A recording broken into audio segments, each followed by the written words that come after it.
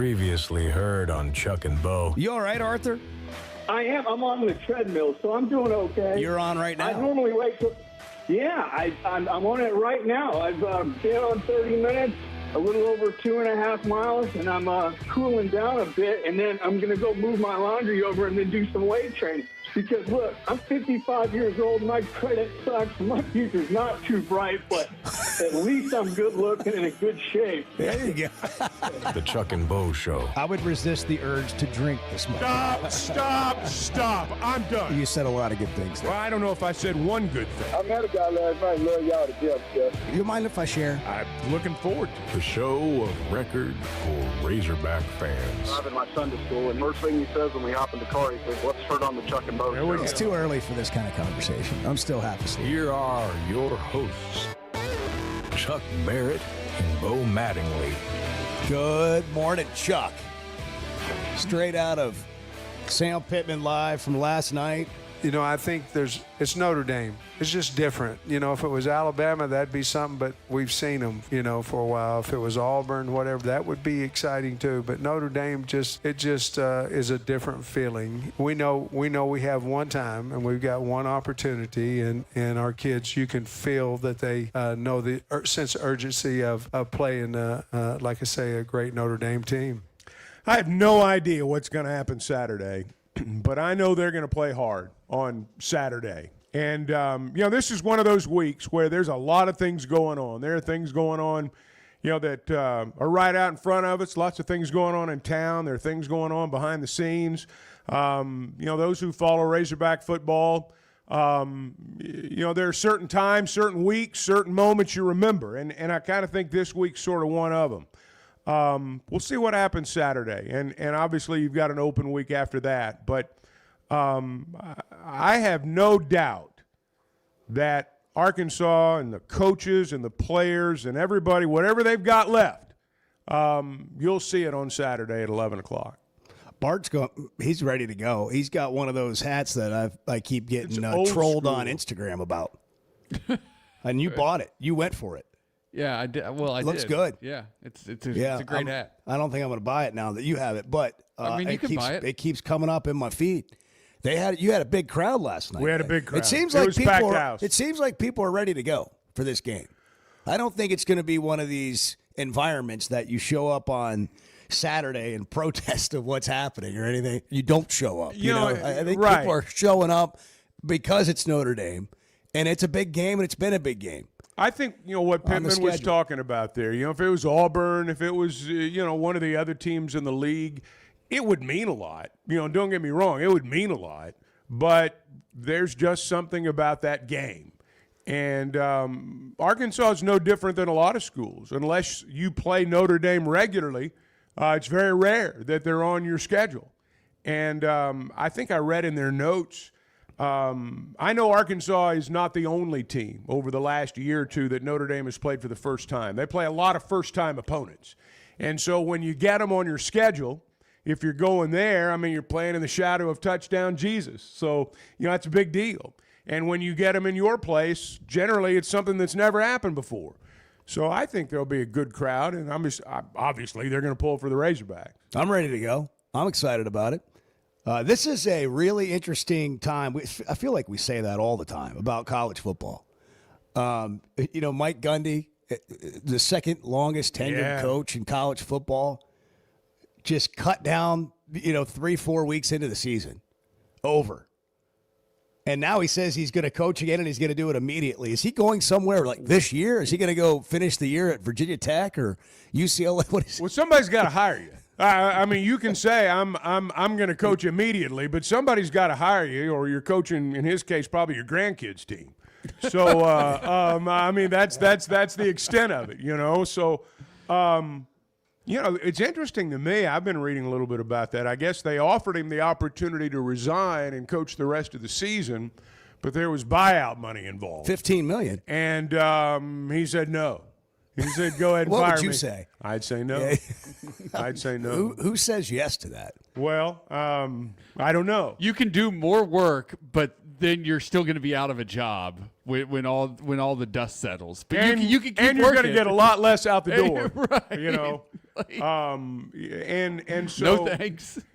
but he so my point is that we have this idea that a coach who's embattled and who may be about to get fired is just going to suddenly have this benevolent streak, and they're going to go, well, tell you what, why don't you keep half the buyout? I mean, why don't you just go ahead and keep it? I've done a lot here. I've been here for you guys have paid 19 me years or great. whatever. Longer, but it's been a good time, guys. I didn't realize this about Gundy, and I know it's gone south the last couple of years, but they had in the 16 years prior to his hiring, they'd had 4 years, 4 winning seasons in 16 years, and then he had 18 in a row.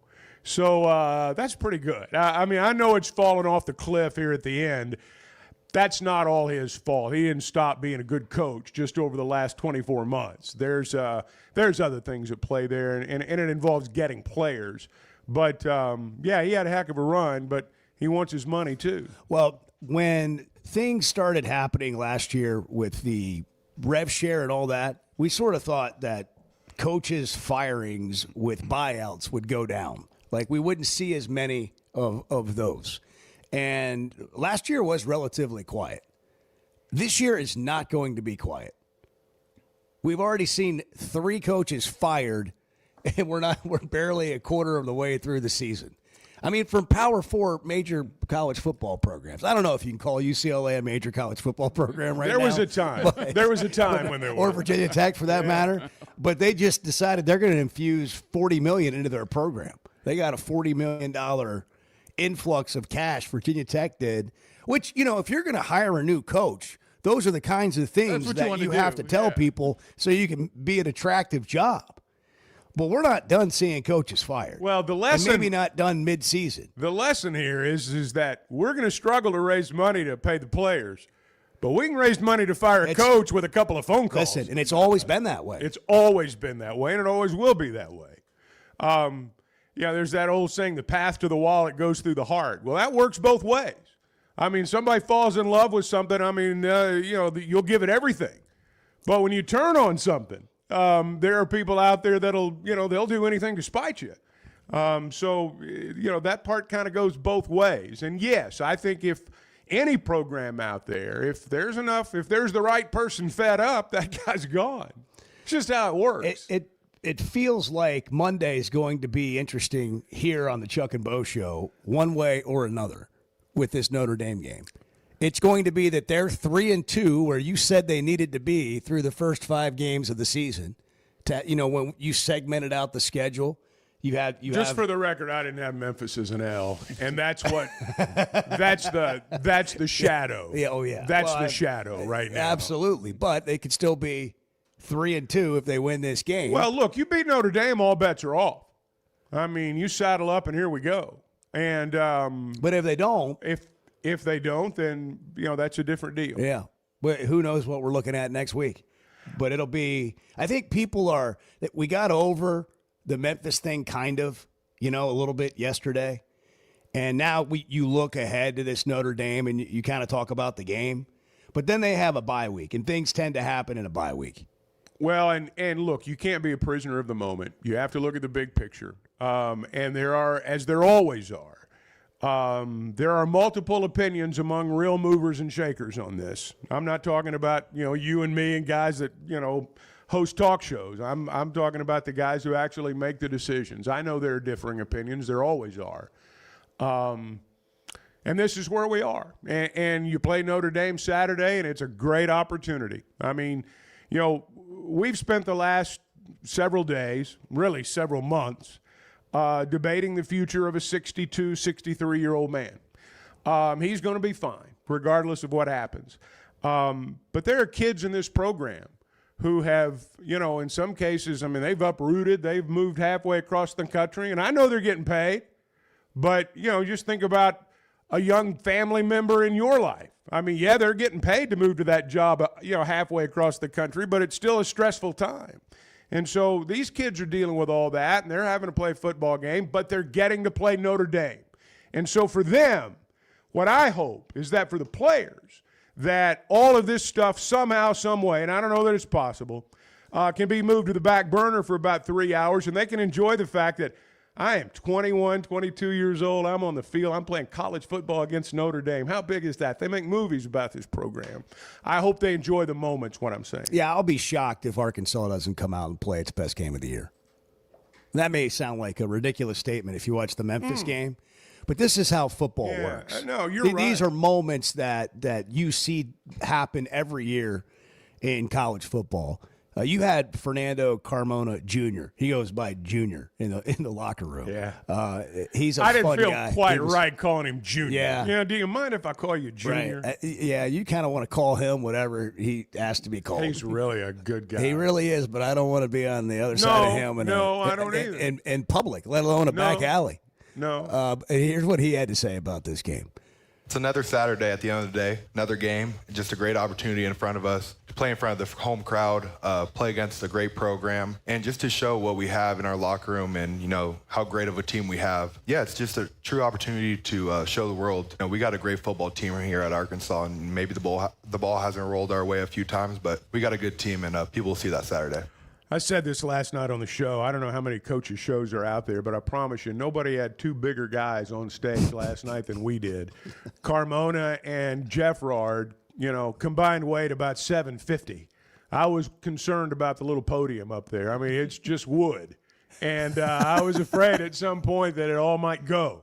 But, look, these guys are it was interesting last night. Because at some point, somebody said something about blocking out the noise or staying off social media.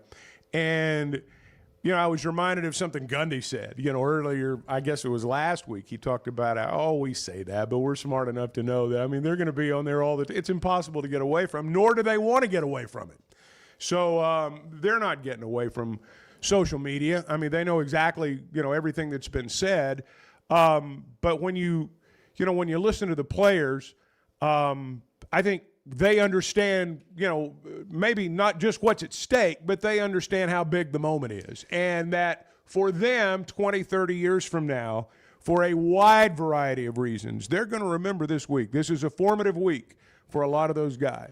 I think it's going to be an interesting environment. You know, a lot of people have had this on their calendar since it was announced and made plans to come. I mean, you're to have, you know, a decent size Notre Dame representation. Lou Holtz is going to be at the game, who we talked to on the show yesterday. But a lot of Razorback fans who maybe don't always get to go to games or make the trip, that live out of state, I think have made this a destination game for them. And so I'm interested to see what the crowd's like. What do we think the game is going to be like? Bart's been over there as we've been talking in this segment. I don't know if you know, Chuck. I kind of keep an eye on Bart. It's sort of like a live audience. You know, you're seeing how people are reacting to what's being said. And the way Bart's reacting right now is he keeps looking, you know, just sort of like thoughtful. And he's like rubbing his chin, and he's like, every time we say this. Yeah. So when we come back, I want to hear exactly what is going Bart's on thoughts. over there. Yeah, Bart's thought. Good morning, Bart. Good Your morning, hat guys. looks great. Instagram got you. Edward, you good? Edward's wearing a Chuck and Bo hat. I had a late night. Yeah, I wondered when I came in here and the lights were off today. Of course, I was the last one in, so I can't. When you pull into the parking lot and Chuck's truck's already there, you know, I don't. You know you're running late. It's kind of like, wow, I didn't realize it was 5:45. I turn the lights on the same time every morning.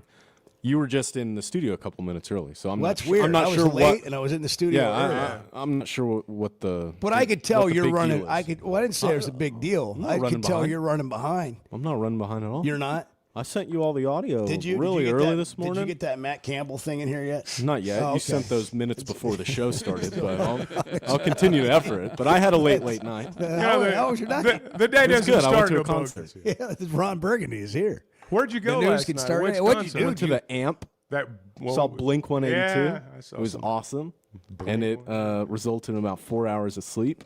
Wow, man! But we're here. Boy, this is such a good story. I my- thought this was my going to be a adventure crying started baby kind of a story. At the Maverick this morning, my adventure started there. Yeah? Yeah. What'd you get? A large coffee, because there's no coffee here. I brought some. Well, I forgot my pods. Oh, I forgot that we didn't have coffee. Yeah. Bart forgot. So Wow, what a downer. I brought some. Wow. well, I've got I'm some hurting over here. Yeah. Jeez. Yeah, come prepared. I might go to the Maverick right now. Okay, well, we got things to take care of. We've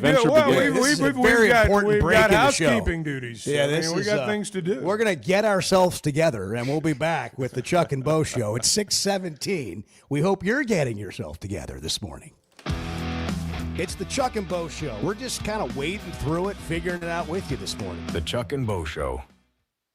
Oaklawn is here for when you want real action, and the wait is over. Live racing is back. Every weekend brings big moments, big crowds, and your chance to feel the thrill of a big win. The holiday racing season begins Friday, December 12th, and runs through January 4th. Then the excitement returns with the classic racing season, January 30th through May 2nd. It's racing, it's winning, it's everything you've been waiting for. Oaklawn Hot Springs. Join the fun. Gambling problem? Call 1-800-GAMBLER. When it comes to watching games, nobody does it like Walk-Ons. Over 60 TVs at every location, and the food and drinks win. Mouth-watering Louisiana cuisine like po' boys and gumbo, plus fan favorites like the best burger you can get anywhere, and more draft beers and cocktails than you can count. Incredible food, wonderful service, and a viewing experience like none other. Walk-On Sports Bistro. We live for this. Arkansas's one-stop automotive shop is right around the corner. Fayetteville Auto Park. FayettevilleAutoPark.com. Chevy, Toyota, Honda, Acura, Collision Center, all in one place. And if you're shopping pre-owned, Fayetteville Auto Park has you covered. With so many new cars sold, we always have a great selection of fresh trades. Why settle for anything less than the best? Fayetteville Auto Park, West Showroom Drive in Fayetteville. Proud sponsor of the Chuck and Bo Show. I love a day or weekend at Big Creek Country Club in Mountain Home. The golf, the people, the hospitality, and the events they host always hit the mark, and members enjoy it all. State-of-the-art practice facilities, food, beverages, a big pool with a snack and beverage bar, tennis and pickleball courts, and they can even book you an exclusive fly fishing trip. There's no initiation fee, and for out-of-towners, a membership is only $185 a month. It's Big Creek Country Club in Mountain Home. It's home away from home. The two best guys in mediocre sports radio. The Chuck and Bo Show.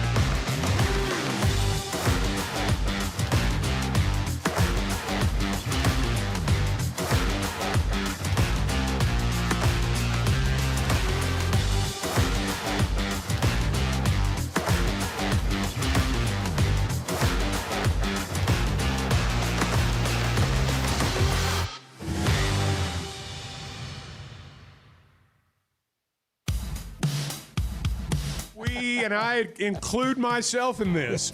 We like to think we know what we're talking about, but sometimes we do miss the mark. I mean, sometimes we do. The Chuck and Bo Show. Arthur's already on the horn this morning. He's ready to go. It's Thursday morning. He has both texted and phoned into the show. 21. We did not get ourselves together during the break. Yes, he has. Daily double. We are still efforting to get the Chuck and Bo crew together. Edward's fresh off a Blink 372 concert. Come on. Area code. Come on. 45 Mafia. You're making yourself sound like a papa. Yeah. Well, that's what Sound like Chuck. I'm working on it. Yeah, you do sound like Chuck. I'm working on it. Give me some hush puppies, and I gotta start dressing different, and all, I'm working on it. Arthur, good morning. Yeah, good morning. I just, I shouldn't really, again, growing up in Little Rock, and, this is the first real home game in a month. And I can't blame anybody for playing a certain way but I just hope that I'm not even there. I can't even show out, but I just hope if the team and the stadium shows out for this. Growing up and, remembering when, I played until I couldn't play anymore, which was like in junior high. But, I remember going and seeing Keith Jackson, Ricky Williams, and all the players in Central Arkansas. And, I kind of always identified with Arkansas football and that, it bugged me yesterday when Joe Klatt talked about Arkansas losing to Memphis. And, Lou Holtz is going to be there. Apparently a bunch of people from Notre Dame. It's like, I hope they stick it to him, man. Come on. It's kind of nice that one thing that has changed recently that I like is that more SEC fans, identify with being basketball fans. So, at least we can usually kind of get people back on that. But, man, I don't know how or why, but if they could show out, it would be great. But, and I just, also, changing the coach is not always a guarantee for better things. And a lot of times, if the wrong hire is made, it goes catastrophically the other way. Of course, I'm probably the only person I really thought we should have fired was Chad Morris. I like Danny Ford and, Houston. Maybe Petrino was a better X and O's guy, but man, Houston could get the dudes. We know about the major players, but Ahmad Carroll was a 5-star, and Lawrence Richardson. He got dudes. And, but I guess with that being said, I would really hope they get the win in front of Lou Holtz. Yeah. But, so I guess I'm feeling more of an emotional side today. So. Well, you're also apparently on the treadmill. Yeah, you're on the treadmill right now, Arthur? I am. Yeah. The heavy breathing was a dead giveaway, man. You're the doing shortness of breath. flights upstairs or the treadmill, one or the other. Well, yeah, it's what I have to do now. But, woo pig suey, and, we can come together as a fan base. But, when these other people's fans call in and put their 2 cents in, that's kind of like, yo, we got this. But so have a good day, guys, and I'll talk to you tomorrow. Hey, good to talk to you. You did say that during a break yesterday, Chuck. We had heard from a Notre Dame fan, maybe it was yesterday, and they called to tell us they weren't nervous about the game. Yeah. I'm like, I think you are. Yeah. And they were. It turned out they were. Yeah. We got to the bottom of that. But then you said during the break, hey, we can fight amongst ourselves, but you can't. That's get right. This is our fight. We don't need your opinion. Yeah, that's not going to fly. You deal with your own stuff, Jerry Faust. We've, we got our own problems. We right talk now. about how when somebody's got something negative to say, it's usually via the text line. Every once in a while, we'll get a call, and I always challenge people, like, call with this thought. Don't Don't just hide behind the keyboard. But we got one from 573, the 573 area code. Y'all are so far from reality, nobody cares about the Notre Dame game. Really? Really? So we're going to show up on Saturday and nobody's going to be there. Okay. I mean, do you really believe that? Where does that thought come from? And have you challenged yourself when you have a thought to ask yourself, is that really true? Is that a true thought? Does everyone think like I think? Nobody. Do I have Nobody the cares opinion about this Notre Dame game. I mean, a lot of people care about it. I think you said something a little bit earlier. There are, and I know them. I've got family members and friends that, I mean, this was the game they wanted to come to. You know, this was the one they had circled, it's the one they made plans for, and so they're still coming. Now, you know, they're going to be rooting for Arkansas, and I'm not naive. If it's 40-0 in the third quarter, they're probably not going to stay to the end. But I don't think it's going to be. I mean, I don't think it's going to be. I don't think it's going to be anything like that. If you talk to people who I consider to know college football, that have been covering college football for a long time around the country, Chris Lowe will be on at 7:30, who long-time ESPN reporter, one of the most trusted journalists in college football, in my opinion. On 3 Sports is who he's with now. But, you know, you talk to people like that, and then you read a text like this. And by the way, I don't know if Pittman will be here this time next week. You know, who knows? Like, they lose the game. It's a bye week. We've seen things like this happen. Well, you'd be naive not to think what happened Saturday or what will happen Saturday is not going to have something to do with what we talk about on Monday. Agreed. But it does. But at the same time, this team is not some trash bucket. No. I mean, they might not have done enough, but, you know, listening to some people talk, it's as if, you know, they're just out there getting embarrassed every week. And it is embarrassing to lose at Memphis, but they didn't lose to a trash football team either. And they should have won the game.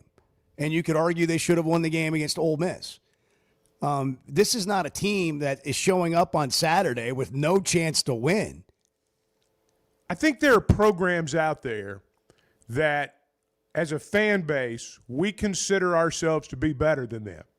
Memphis is one of them. Of course. Missouri's one of them.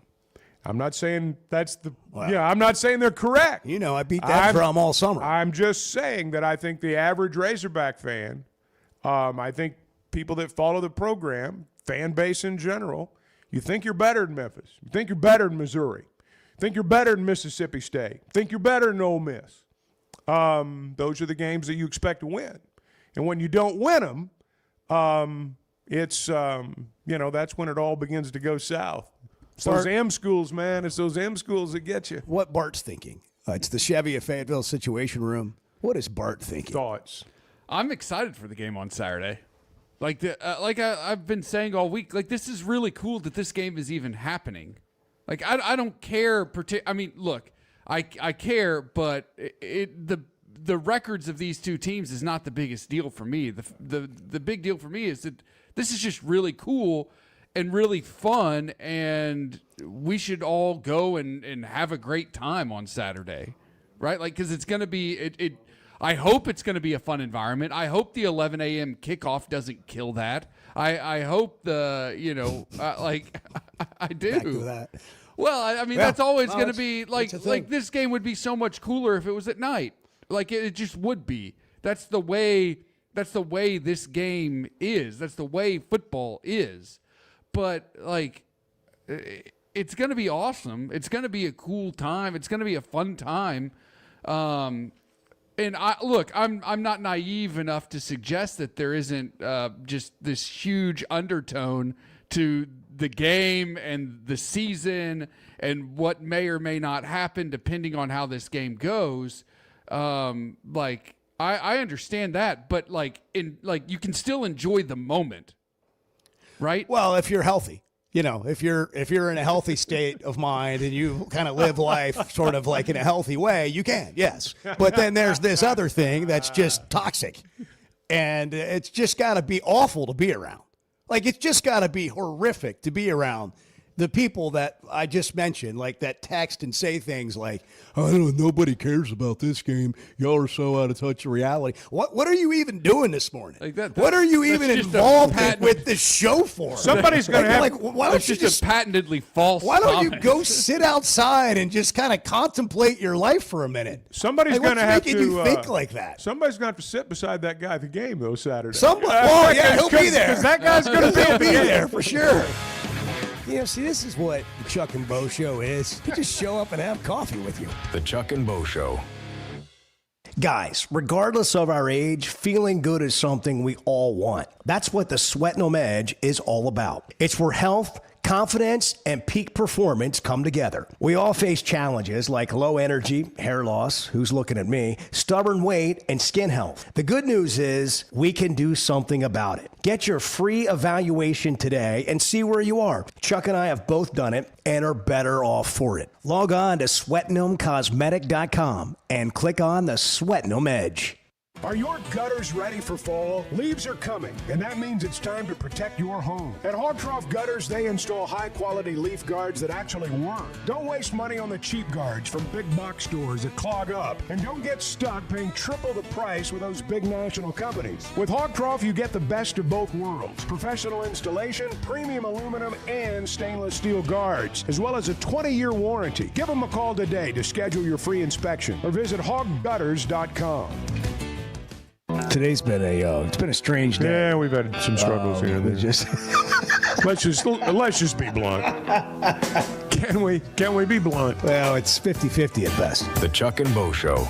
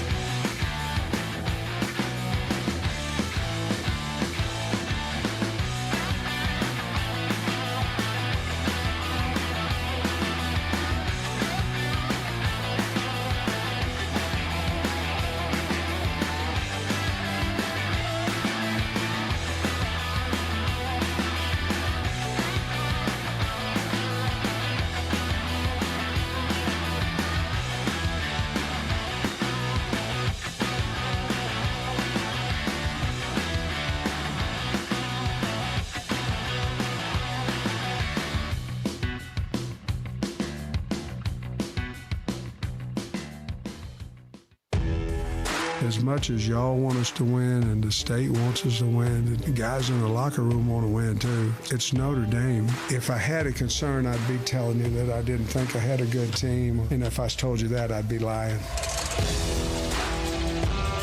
The Chuck and Bo Show. Bart, you got your stripe out clothes ready? Which section are you in, white or red?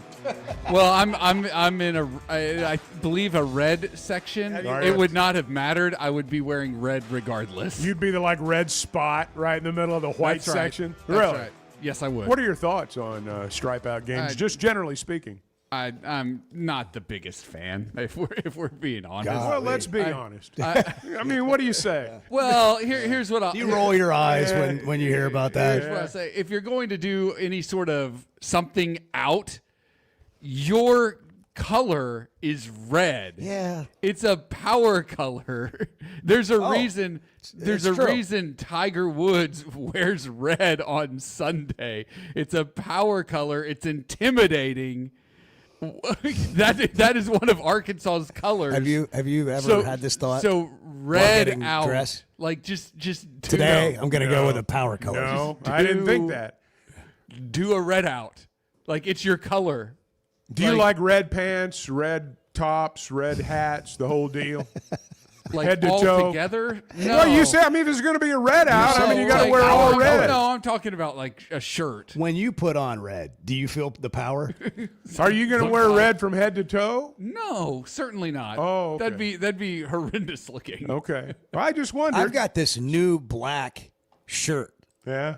That's like an old school coach's 3 or 4 buttons on it, yeah. collar. Those are or great. and Stiff it's got collar. a pocket. Yes. And Kara got it for me, and I'm going to have to tell her that I can't wear it on Saturday because it's a stripe out. And if I show up in black, yeah, that would be bad. I'm going to have you can't do that. things thrown at me, hot dogs thrown at me. Well, it would be a sign you've given up. It would look funeral. Right. Yeah, it'd be like, That's "Ooh, right. you didn't read the room." That's right. Or the press release That's that right. said it was a stripe That's out. it. Wow, this Mattingly guy. Cool. There's no way you'd get a hot dog thrown at you. You don't think so? Too expensive at the Oh, stadium. I don't know. I mean, that's the thing. People spend the money the way they want throw to. you a $20 bill at you. Well, I mean, Oklahoma State has no money, and they're paying Mike Gundy $15 million to not coach anymore. Could be a lot worse. I mean, people will do things that aren't necessarily the best decision. Instead of spending $20 on a hot dog to throw at Bo, it's not $20. Donate that to the Chuck and Bo breakfast fund. Well, Yes. that or the NIL, whatever. Yeah, well, just trying to be productive. I mean, people aren't being rational. I mean, that's not why you're going to the game. I mean, for logical people. No. But there's nothing logical about it. Could going. be. Yeah, there could be some really interesting things that happen on Saturday, including Arkansas rushing the field. After the 3 minute. After the 3 minutes. I'm telling you. Will that work if they I'm win? Will telling they wait you. 3 minutes? I'm telling you, if they win the game, there's a very good chance that happens. You can't rush the field against a team with a losing record. You can't. I'm sorry.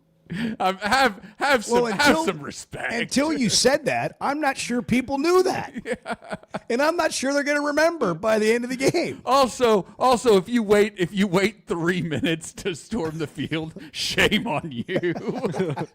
Shame. Those Memphis kids tried to rush the field. Those Arkansas people are rule followers. Yeah. Top 10 on SportsCenter. If you're going to rush the field, rush the field. Watch how Arkansas fans followed the rules and walked out of the field after the 3 minute mark. That's right. All right, we got to go to the phones here.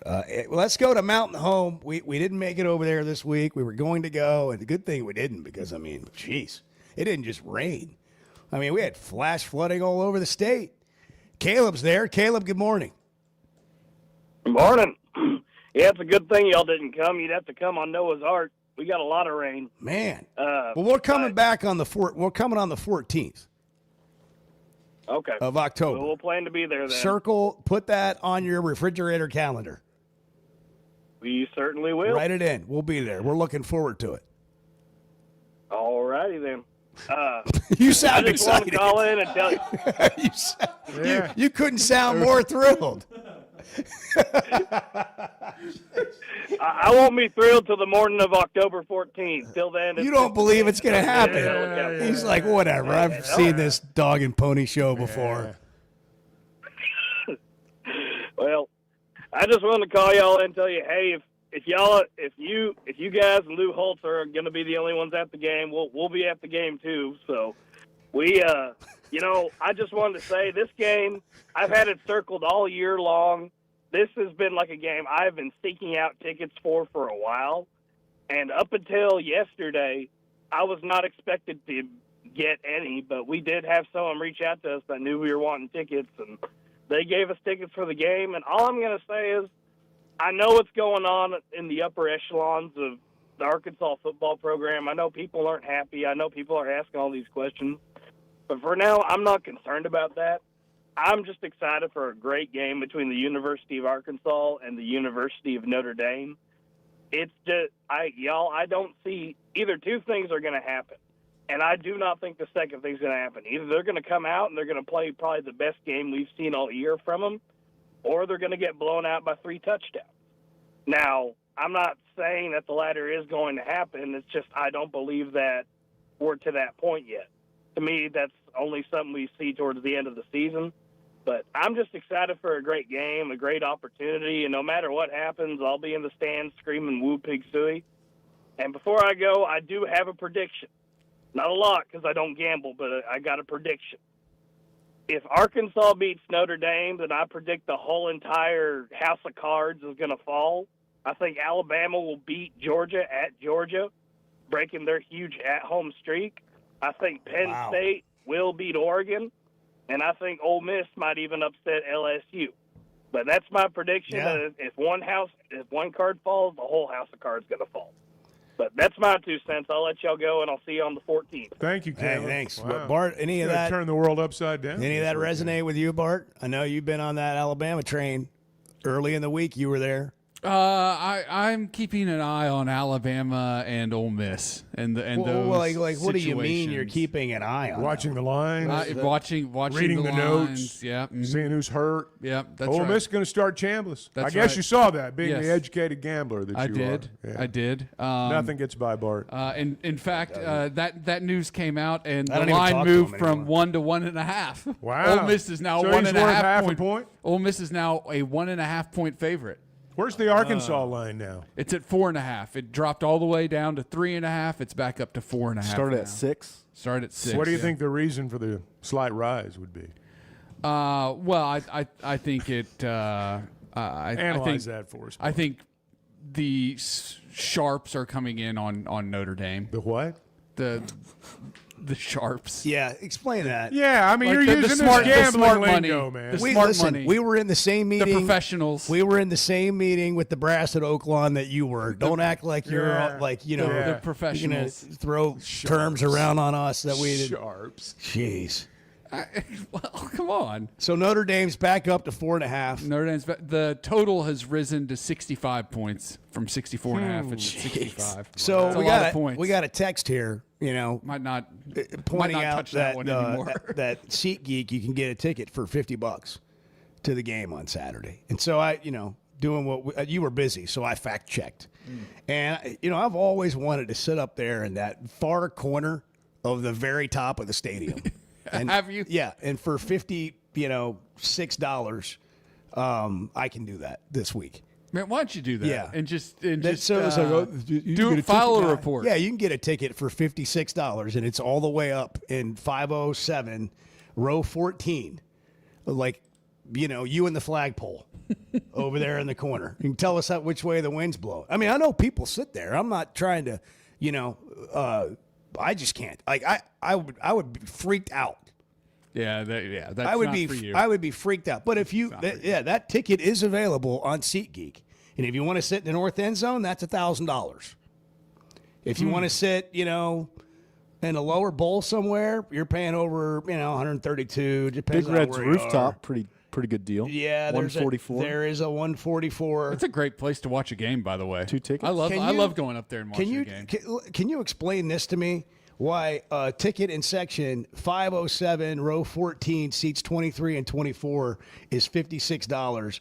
And in the same, in section 502, it's in row 15, it's $67. Because people can choose their price points. No, I mean you're still way up. It's like not much of a difference. No, but like, in the seat. the person selling the tickets can set. He thinks he can get $67 for it. Yeah. You know, I think I can milk him out of an extra $11. Thank you for clearing that. That did help. Chuck has thoughts. I'm gonna have some coffee and let you guys roll for a while. This is gonna be good. The Chuck and Bo Show. High school sports in Northwest Arkansas and the River Valley have never had a bigger stage. I'm Melissa Orange, host of the Varsity Vibe podcast, and every week we'll be bringing you the stories, highlights, and moments that matter most to our communities. Don't miss a beat. Subscribe to our newsletter, check out the Varsity Vibe podcast, and follow us on social media for the latest scores and spotlight features. Get it all at varsityvibearkansas.com. Football season's here, and Flight by Yuengling is the light beer built for game days. Tastes like a Yuengling, but it's a light beer, and only 95 calories. Flight raises the bar for what a light beer should be, and now it comes in a 16-ounce resealable twist-off aluminum bottle and skinny cans. Perfect for tailgates, watch parties, or just kicking back after the game. Pick it up at your favorite store or ask your bartender. Flight by Yuengling, the next generation of light beer. Some moments call for more than just a win. They call for unforgettable. At Blakeman's, you're not just buying a diamond. You're creating an experience that starts the moment you walk through the door. Their newly remodeled space is absolutely stunning, and Cafe B has a personal touch you won't find anywhere else. Their in-house diamond expert makes it easy to find the perfect piece for any occasion, and that purple bag, still undefeated when it comes to saving the day. Blakeman's Fine Jewelry. It's more than jewelry. It's your story. Cutting corners is generally a bad idea, and when it comes to roofing, it's real bad. That's why Teamwork Roofing and Construction uses only the best materials, like Malarkey shingles, which perform better, protect longer, and are more sustainable. Residential or commercial. Got a complicated job? They've got the certified crews ready to deliver on time and on budget. You need a roof that's built on quality and powered by Teamwork. Teamwork Roofing and Construction. Log on to teamworkbuilt.com and get a quote today. That's teamworkbuilt.com. It seems like everything is more expensive this year, but replacing your AC doesn't have to be. If you need to replace your AC this summer, before you commit, price check with Paschal. You can save money and use the professionals to replace your system. Enjoy the peace of mind knowing you chose the best option for your home. Visit gopaschal.com and with just a few clicks, see how much you can save with the Paschal price check. Paschal Air, Plumbing, and Electric. WT Equipment is overstocked on new Bobcat equipment. The lots are packed and ready to move with special fall deals you don't want to miss. Bobcat is the industry leader, tough, reliable, and built for any job. Take your pick from compact track loaders, skid steers, excavators, and more, all backed by WT Equipment's trusted service and support. And don't forget, WT Equipment's Fall on the Lot community event is Saturday, October 4th from 12 to 4 p.m. Food, games, prizes, and family fun only at WT Equipment. I don't need Chat GTP. I've got Chuck GTP. Amen. The Chuck and Bo Show.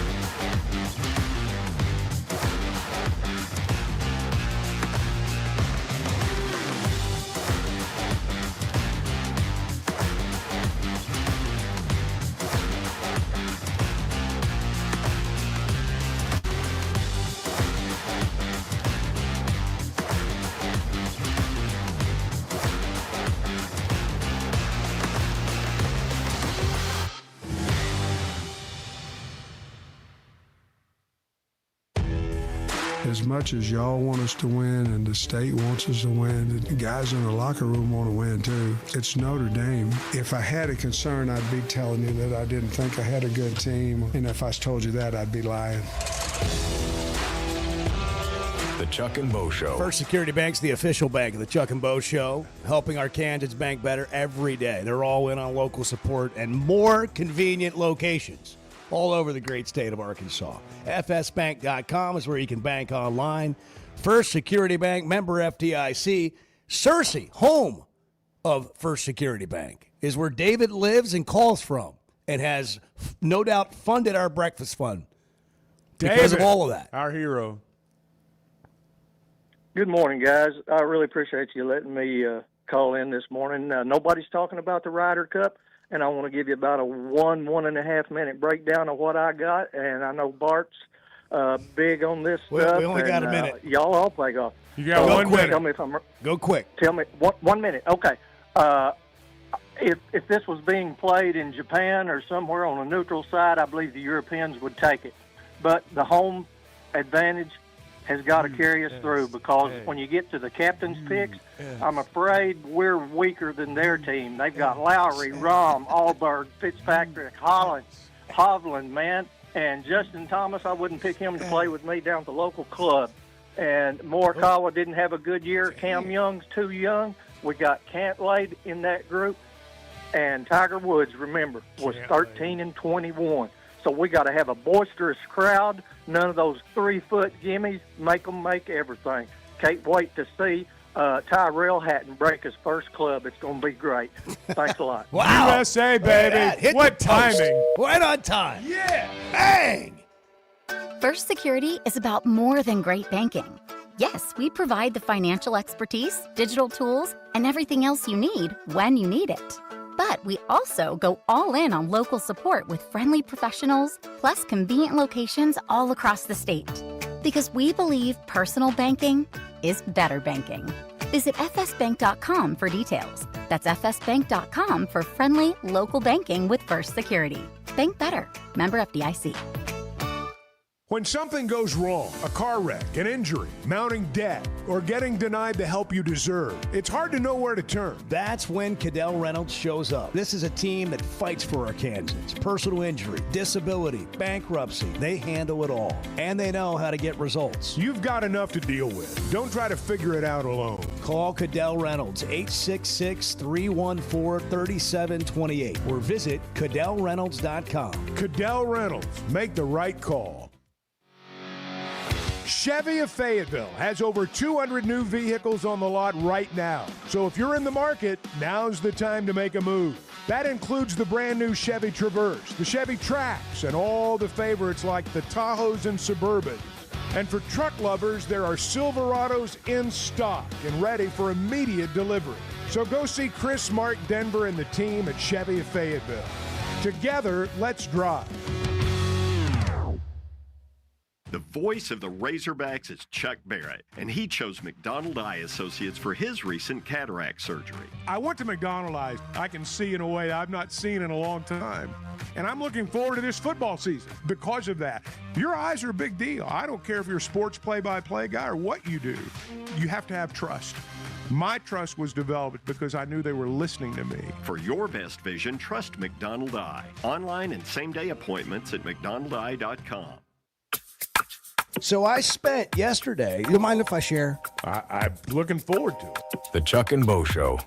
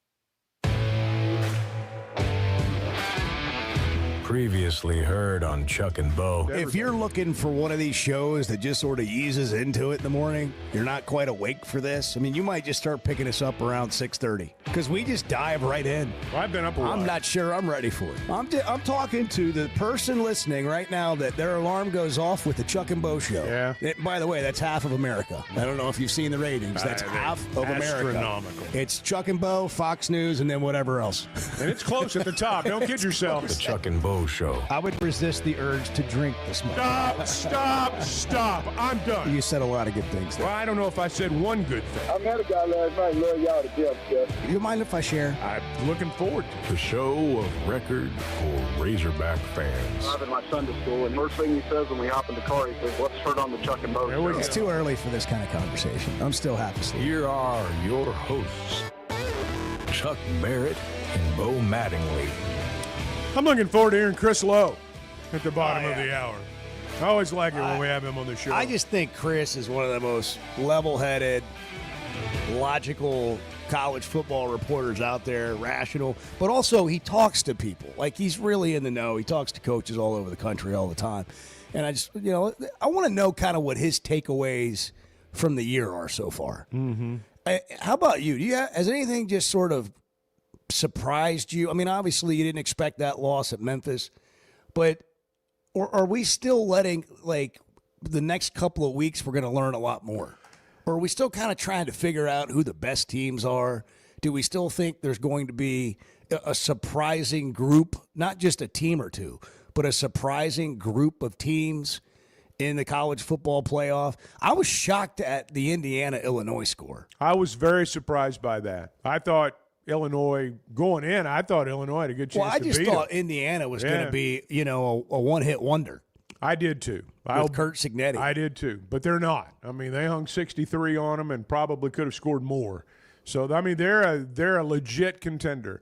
I would say out of the Big Ten, if you want to look at that conference, that's the team that I wondered about. I mean, I sort of thought last year was fool's gold. As far as our league goes, I want to see what happens with Oklahoma. People are talking about Oklahoma's back. I am not convinced of that. I got nothing against Oklahoma, but I am not convinced. Mateer's out now, and they're about to hit the beefy part of their schedule. It's been kind of light early on, so I wonder about them. Alabama and Georgia. Has Alabama really fallen? I'm inclined to think they have, honestly, but I don't think Georgia's the juggernaut they were a couple of years ago either. Who wins that game? Maybe the LSU Ole Miss game is what ends up being a bigger game in the grand scheme of things. I think there's that potential, if you want to know the truth. But in terms of surprises in our league, nothing's really blown me away. I did expect the Razorbacks to beat Memphis. I'm not going to lie about that. Well, I didn't know about Ole Miss. I thought they'd be 3-1 right now. Obviously, they're not. The Memphis loss changed everything as far as we're concerned. I mean, there's no way around it.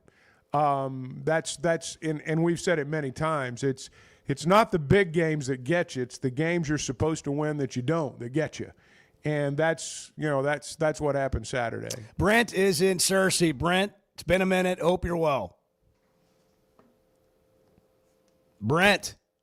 Well, Brent was there. I mean, a moment ago. He was there mere moments. Mere There's a moments line ago. ringing now, and Brent? I'll bet we lost him, and now he's back. Brent? Yes, this is Mike. I just want to call about the nosebleed seats at the Fayetteville. What do you think about him? Well, years ago, decades ago, when Florida came in town, Danny Warford, I was in the nosebleed. That was freaky. It's freaky. Yeah. It's up there. It's up there. I mean, some people do it every game and love it. Oh, I know it. And I was young. I'm old now, but I can imagine what it'd be like now. It will really be freaky. I'm not going to lie, man. That scared me to death. It feels like you're going to fall off of it. Yeah. I'm not a fan of heights. The very first game. Well, see, I used to be when I was young, but that sort of changed my outlook on, heights and stuff like that. You I know? think it's an age thing. I do think it's an age thing. Really? Yeah. I think I've always been that way. I was in my 20s or whatever it was. I think like a year or two in, the first year or two they built it. I was pretty young, and I have no. And see, the bad thing about it was the stadium wasn't half full, so I could have gone anywhere. Are you going to the game on Saturday? No, sir. I'm down in South Arkansas. It's a long trip for old man. All right. Way up there. You gonna watch? I'm in El Rey. You gonna watch the game on the TV? Oh yeah. I'll be there. I'll take. I'm not a Lou fan. I'm not a Notre Dame fan. I hope they rip them Notre Dame. And on top of that, take me two things in my book ever come out of Notre Dame good. That was Rudy, the player, and the movie. You know what I mean? Okay. That's the only two things I see come out of Notre Dame. Well, hey, let me ask y'all something. You ever talking about the hot dogs up there?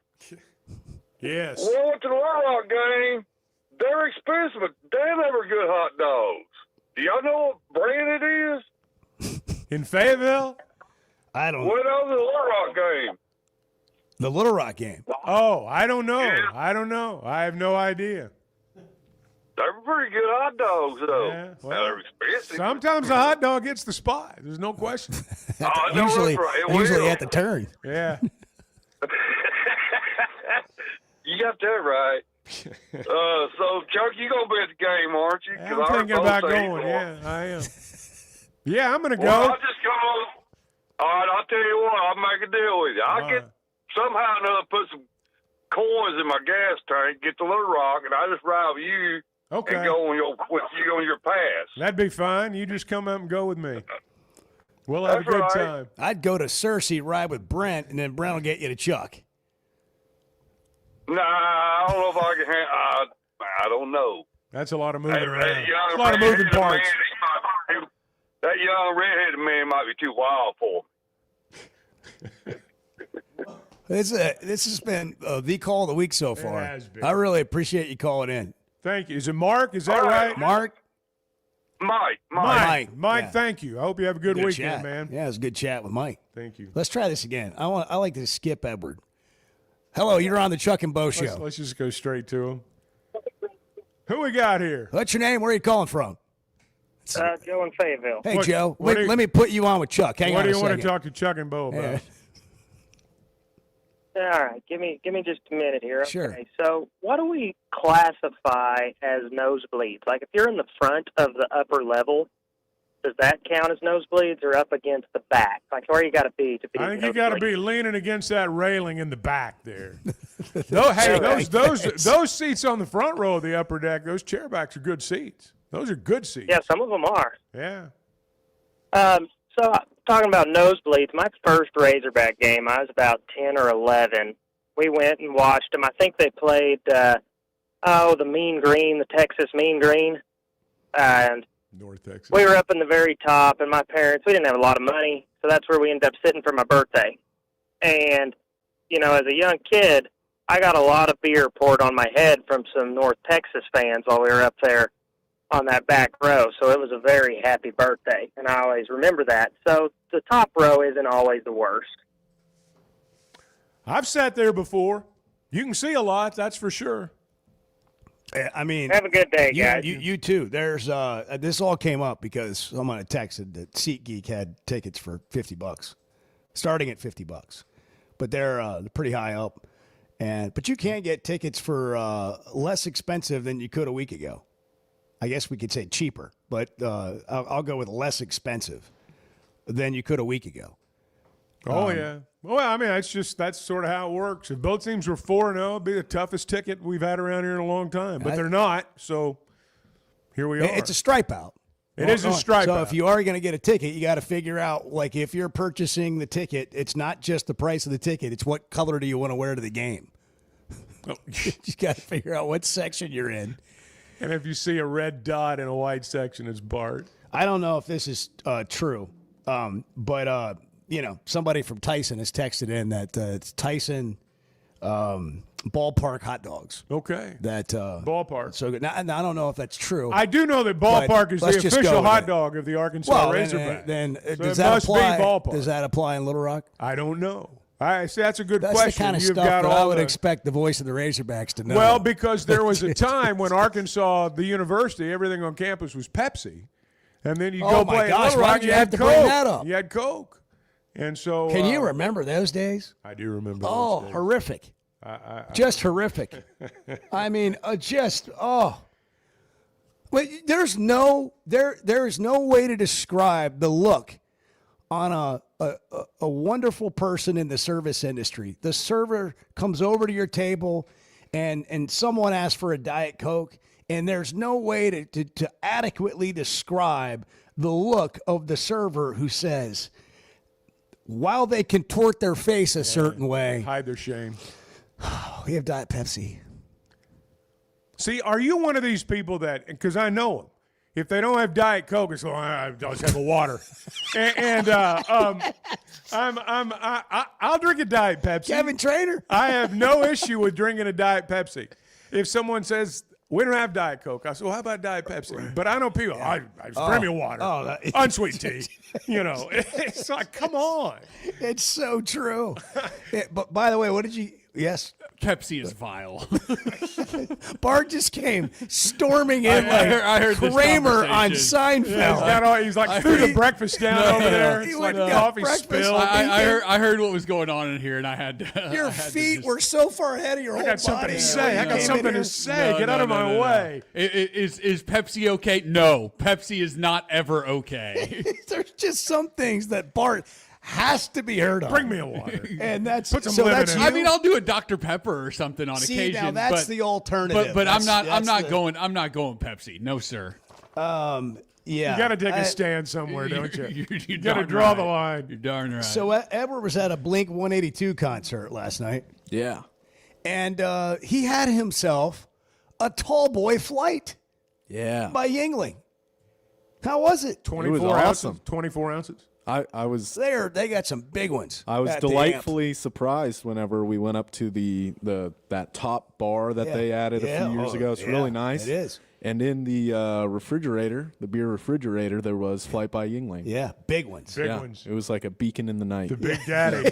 Calling my name. Flight by Yingling, a beacon in the night. So you got And 4 hours it was sleep excellent. and you had a beer. That's What right. a wild night for Edward. Big night. That was. Stayed out late. Boy, had you a really beer. let your hair down last night. Had a babysitter. Yeah. It was a big time. Yeah. Tastes like a Yingling, but it's a light beer. The next generation of light beer. A beacon Have it at the amp. in the night. When you go see a concert. Have a Flight by Yingling at the amp. 7:14. Good morning.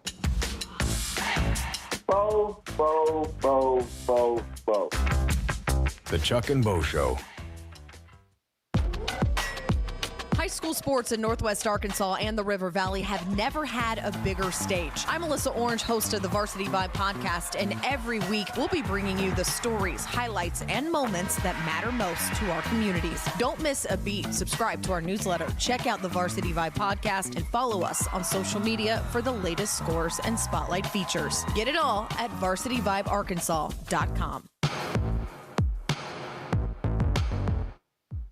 Some moments just call for something unforgettable. At Blakeman's, you don't just buy a diamond. You create an unforgettable experience. Their newly remodeled space is stunning with Cafe B right inside and their in-house diamond expert that'll help you find the perfect piece every time. That's just part of the Blakeman's experience. When you see the purple bag, you know it's something special. It always saves the day. Blakeman's Fine Jewelry. It's more than jewelry. It's your story. Are your gutters ready for fall? Leaves are coming, and that means it's time to protect your home. At Hogtroff Gutters, they install high-quality leaf guards that actually work. Don't waste money on the cheap guards from big box stores that clog up, and don't get stuck paying triple the price with those big national companies. With Hogtroff, you get the best of both worlds: professional installation, premium aluminum, and stainless steel guards, as well as a 20-year warranty. Give them a call today to schedule your free inspection, or visit hoggutters.com.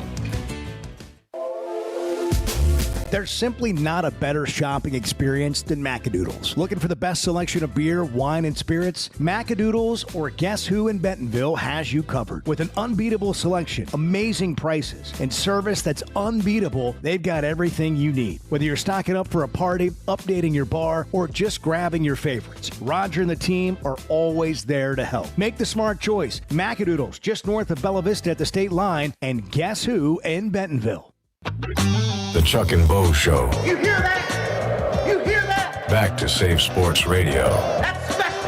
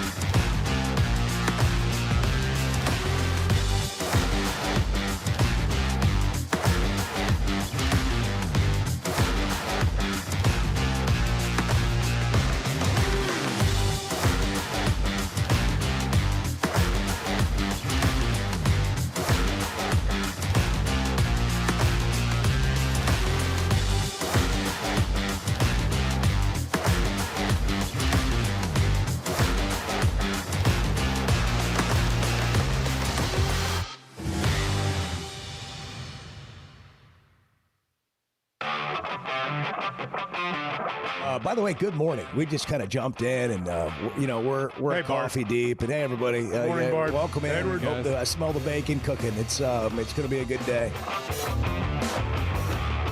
The Chuck and Bo Show. I'll tell you what, man. We're going to have to change some things around here. We got to quit this random breakfast stuff in the morning. We got to get on a plan. We got a meal prep breakfast or something. plan. Like a meal plan? Can you work on that, Bart? We need a griddle. What? Wow. That's maybe. But I mean, Well, are we really going to do that? We need a cook, too. Then we're going to see. That's the thing. If then there we're is gonna have to food get in the fridge to be cooked, I will come in 10 minutes early and cook breakfast. Really? Yeah. You'd have breakfast Sounds- waiting when we got Sounds good right now until you end up going to a Blink 182 Yeah, concert, partying and all drinking a night. tall boy from Flight. I feel great this morning. And I Yeah, think well, it's the flight. The first Yeah. couple of times you do feel It good. is. It is. Well, I'm not going in. It is pretty this good. Is like the It first is time pretty I've been good. to a concert in Yeah. like 2 years. You're not wrong about the Flight. It is pretty good for you. Mm-hmm. Yeah. I mean, it's rejuvenating. It is. It's refreshing. My skin is good this morning. Light, crisp, refreshing.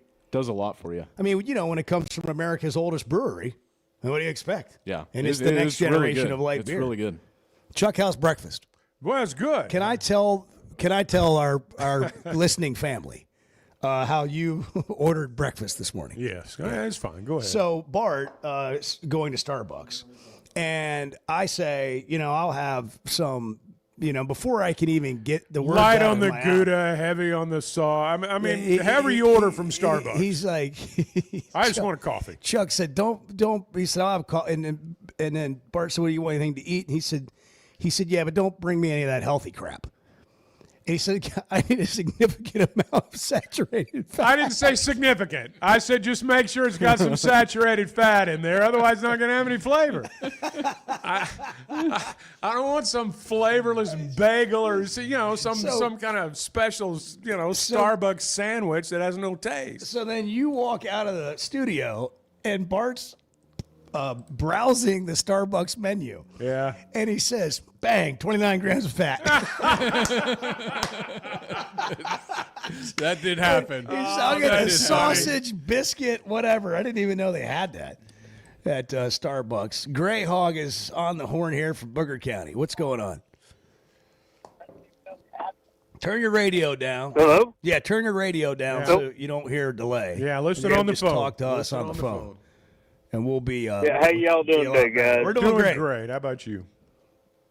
Doing good. Just got a couple things from yesterday's show. Kind of want to comment. First off, I want to say that I'm the fault that we lost to Memphis. All right. Because I live out in BFE, and I actually came to town to watch the game with my son instead of listening to Chuck. That's I right. always listen to Chuck. You messed up the routine. Yeah. I messed up the routine. Messed it up. But anyhow, a couple things. Y'all were talking about the 9 games that we are in the SEC now doing. My question was, why didn't we do a deal with the Big Ten for our 9th game where we took our top 16 or our 16 teams against their top 16 teams and kind of did it like the SEC and the ACC Challenge? I don't know the answer to that question. I do think it would be interesting, and I sort of thought we might see something along those lines, and we may at some point. I don't know. But it's hard to mandate what would be a 10th game then, or even. Yeah, well, I'm not even saying the 10th game. I'm saying instead of us beating up on each other for an extra game in the SEC, the Big Ten, they're not beating up on each other. Not like the SEC. And that would just give us our 9th game, and then we could have our regular game. I see what you're saying, but you've also got to consider that the Big Ten plays 9. And for them, they would be mandating their schools a 10th game. I mean, you'd have 10 games that you would have to play. So you would only have 2 remaining that, you basically do your business off of, so to speak. I mean, you try to make money off of it. Well, yeah. That should have been something that the SEC and the Big Ten looked at before they went to the mandating the 9 games. But the Big Ten's been 9 games. I mean, it's been 9 games for a year or 2 now. Yeah. So I see what you're saying. It would be nice, but at least right now it's not going to happen. Yeah. I just think it'd be neat to have the Big Ten. It would be. It would be. You're right. Challenge. It would be. It'd be fun. And set that up on a yearly basis, and then the good part is we could say, go ahead. I was just going to say the good part is you play them in bowl games, but a lot of times the bad part of that is the rosters are depleted when you get there. Exactly. Well, but and then it would be cool. You're right, ahead. But it's just not going to happen. Well, in 5 years, everything's going to change. Or maybe less. Like, we can talk about all these permanent opponents, and we will, and the 9-game schedule in the SEC. But do we really think that in 3 years, whatever happens next year is going to happen 3 years later? I mean, I just think things are about to change. The way college football's run, what we're doing with conferences, how we're handling schedules, it has to. I mean, we're just not set up correctly. Bart, I know that you could talk between now and 9 o'clock about this, but give me a minute on. I see you over there nodding in approval. Well, I'm nodding in approval of what you're saying, not necessarily what was going on about the SEC and the Big Ten and all that. But what do you think is going to happen?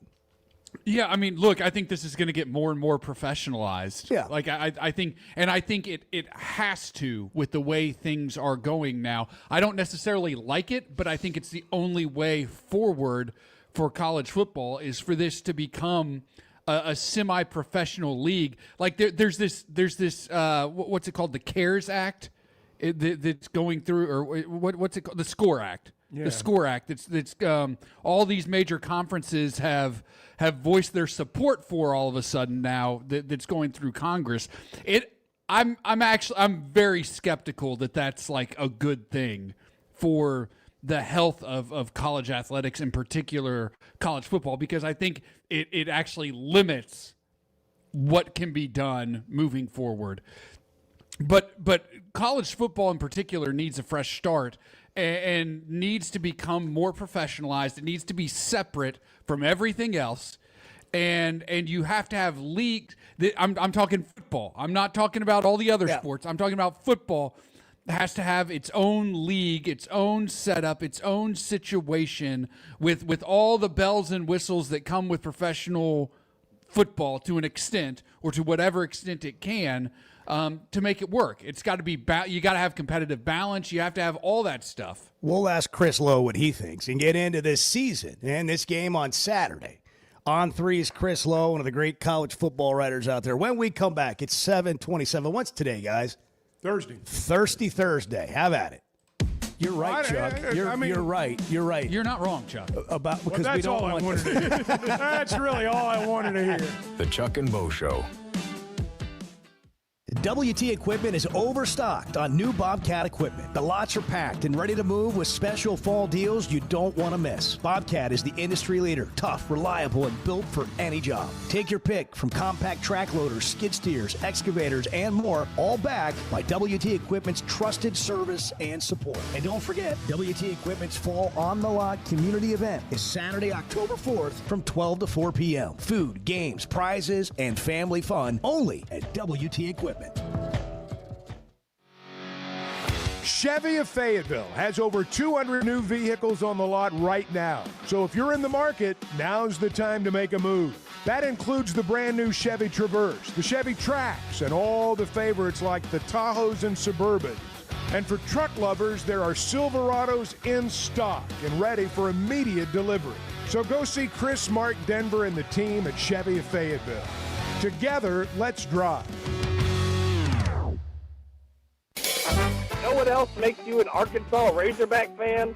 Going to the University of Arkansas. How about playing football for the team? The Chuck and Bo Show.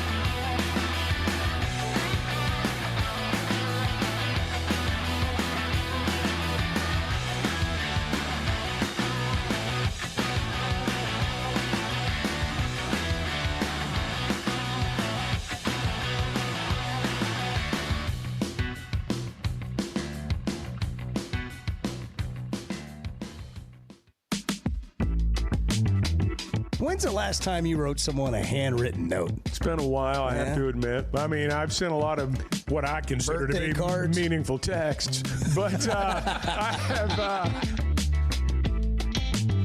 The Chuck and Bo Show. Yeah, lively crowd at Sam Pittman Live. It was full. I knew it would be. The undefeated at the Catfish Hole, man. Never lost there. I'm going to get in trouble tonight, but I kind of don't care.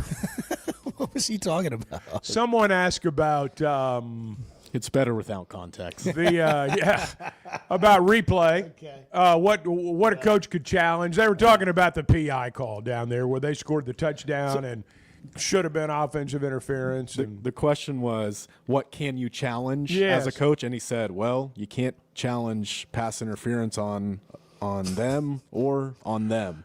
The question was actually. And then he said that. The question was actually modified by the host. I'll just take you inside the game there, there you go. because it was worded in a way that might have gotten him in trouble. So Chris Lowe is here with us now on the Chuck and Bo Show, covering college football. Longtime ESPN reporter now with On3.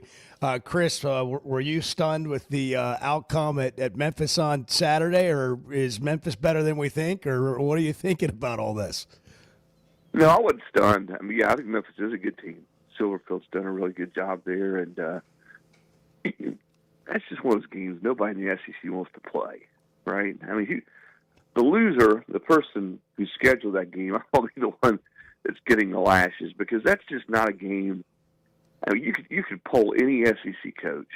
They don't want to go to Memphis and play, especially when Memphis has got it going the way they do right now. That's not an excuse, but if you just, what do you gain out of it? If you're Arkansas, or you're Ole Miss, or you're Tennessee, or whoever, Texas A&M, what do you get if you go and win that game? Nothing. Yeah. Well, Arkansas had not played there since 1998. Against Memphis, and I mean, there's probably a reason for that. Yeah, I don't know if they'll ever play there again. And they've played in the Liberty Bowl enough to have seen the stadium plenty of times. Mind-boggling. Here Arkansas is, Chris, 2 fumbles away from being 4-0, but they're still 2-2, and they did lose at Memphis. And I wonder nationally how people are looking at Arkansas. I know what's happening in this state, but as you talk to people, I'm sure it comes up on occasion. What's the feeling about where the Razorback program is? The thing I get the most is that that for whatever reason, and I understand sometimes this goes to coaching, sometimes it's just bad luck, that they've had a lot of close games and they haven't been able to finish them. And that's just, it's not that they're just getting blown out, typically. Outside of the Ole Miss game last year, they're not just getting embarrassed. They don't look like they're out of place, when they play, or just not, can't measure up physically or talent-wise. I mean, now they've given up a lot of big plays on defense. But I think that's the other thing is they're not a bad football team, especially now. I watched. I talked to 2 coaches, in fact, after the Memphis game, but I watched. With the time of that game, I was able to watch just about the whole game, and I don't think anybody's shocked that they're porous on defense at times, but they're a team that can move the ball, I think, on anybody, and I think they will. I think you'll see that play out all year long. You can't fumble the ball. I mean, you end up Sam's catching grief there in that state, but he's not fumbling the football inside the 10, inside the 20. They're driving the ball. I think both those games, it's immaterial now, but they hold on the ball, they're going to win both those games.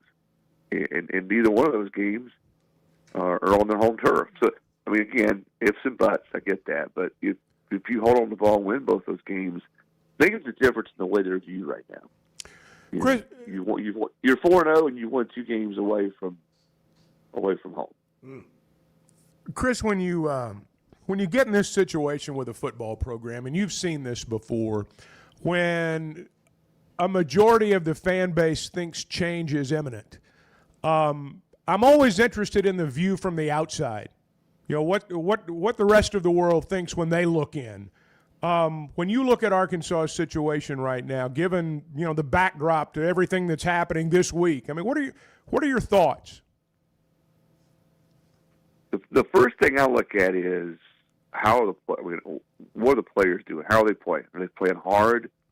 Is the team competing? Does it look like a coach has lost his locker room? Is there any, basically you're talking about a fan base becoming a little bit apathetic. I don't see that in his team.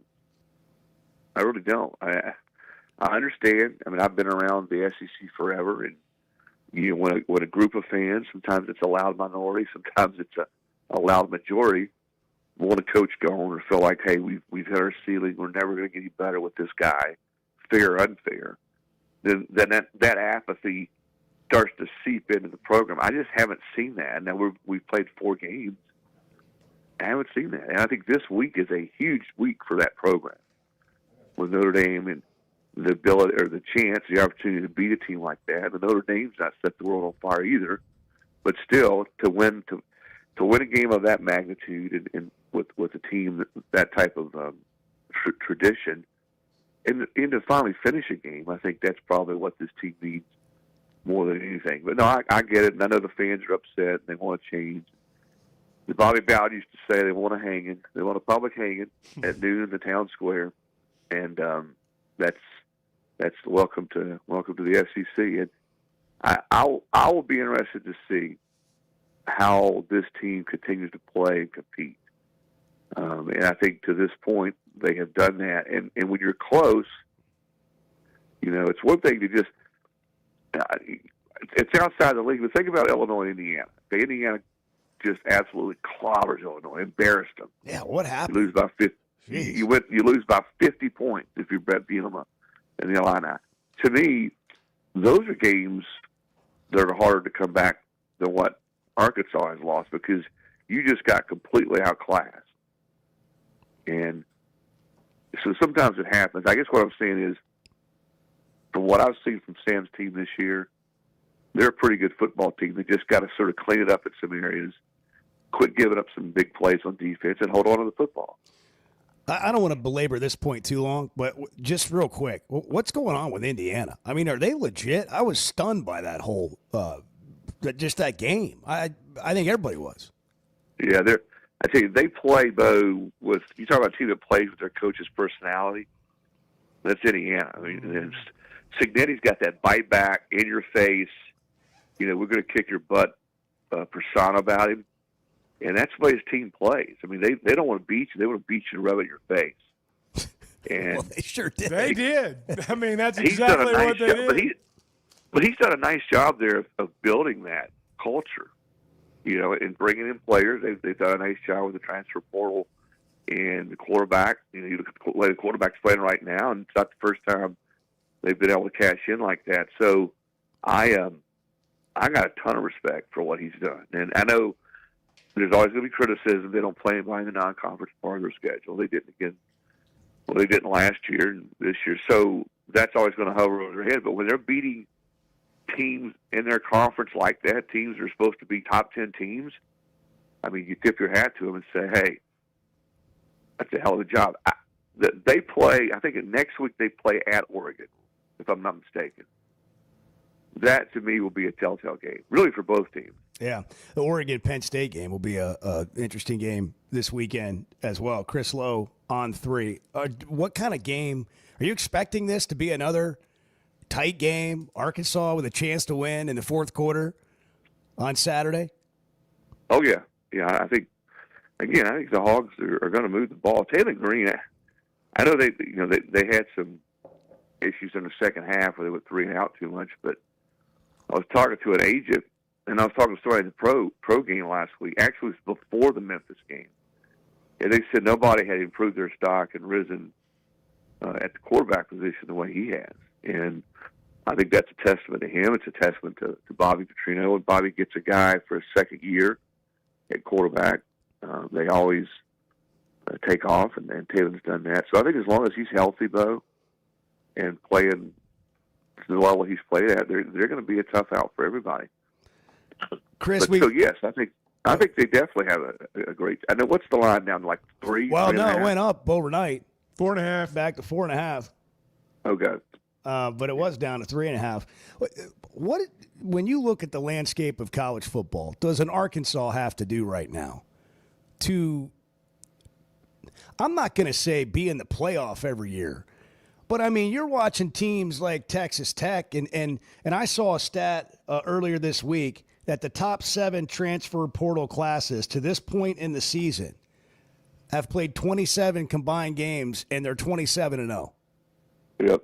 I mean, is that where we are for a team like Arkansas? Yeah, you got to strike it. You got to strike it rich. I mean, I don't think it's any coincidence that Ole Miss paid what they did last year. Now, they didn't make the playoff, but they were on the cusp. But you could argue they should have. Yes, they were right there. They were knocking on the door. But they bring in a Walter Nolan. They bring in a lot of those guys. The pass rusher from Florida on the outside. Several receivers.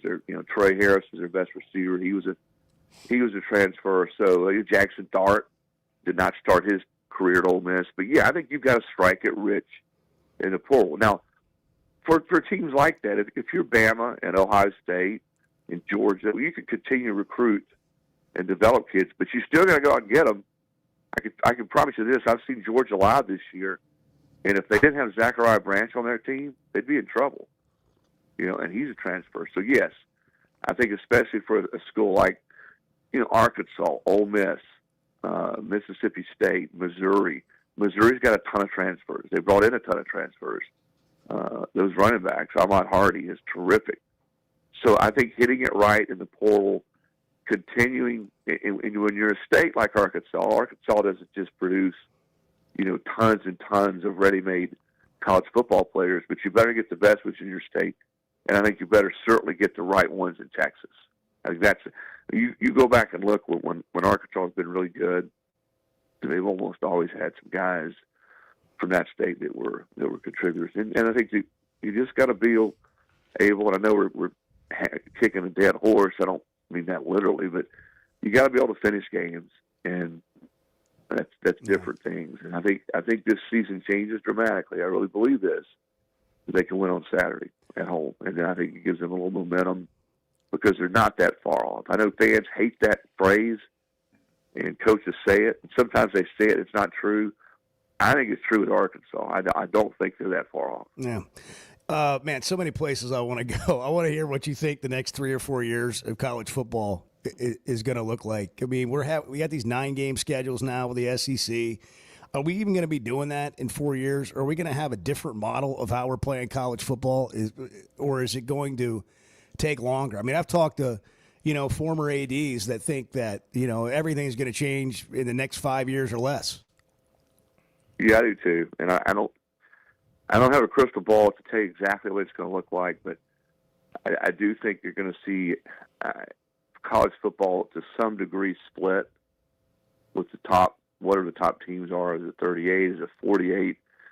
I know you're going to ask would Arkansas be a part of that? Yeah, I think they would. I think they are. Their football matters and always will matter, at that school.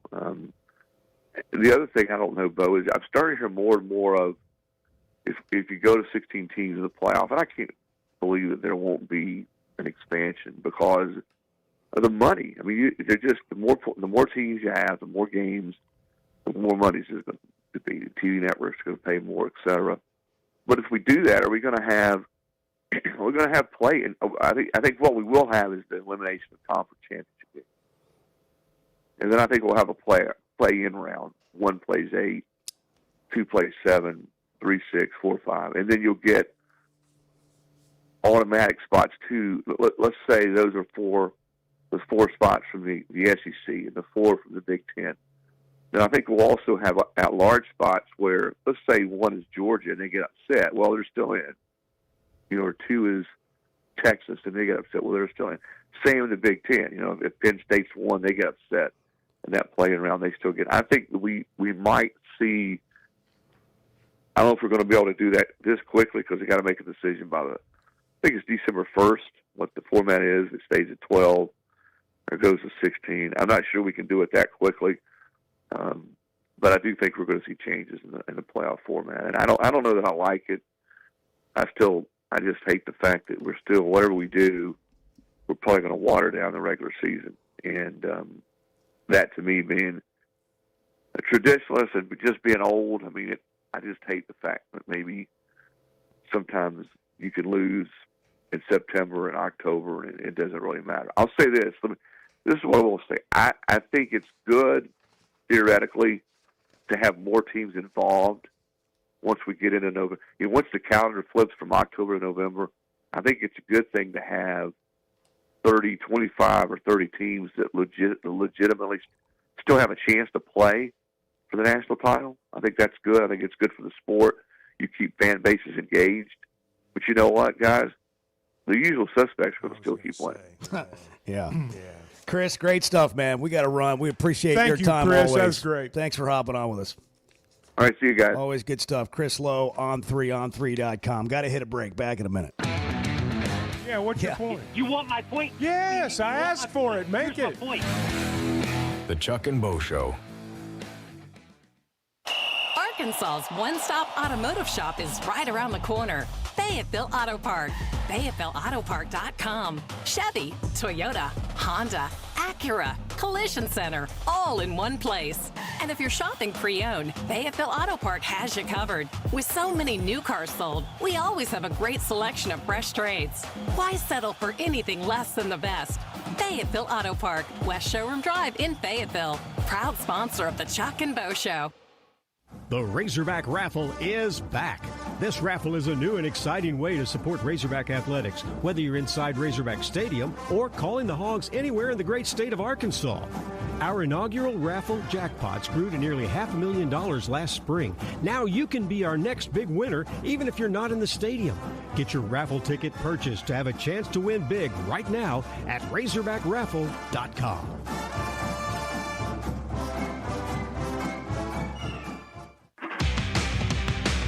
When is the last time you thought, oh, the SEC's making an announcement today, and it's going to be good for the Hogs? The Chuck and Bo Show.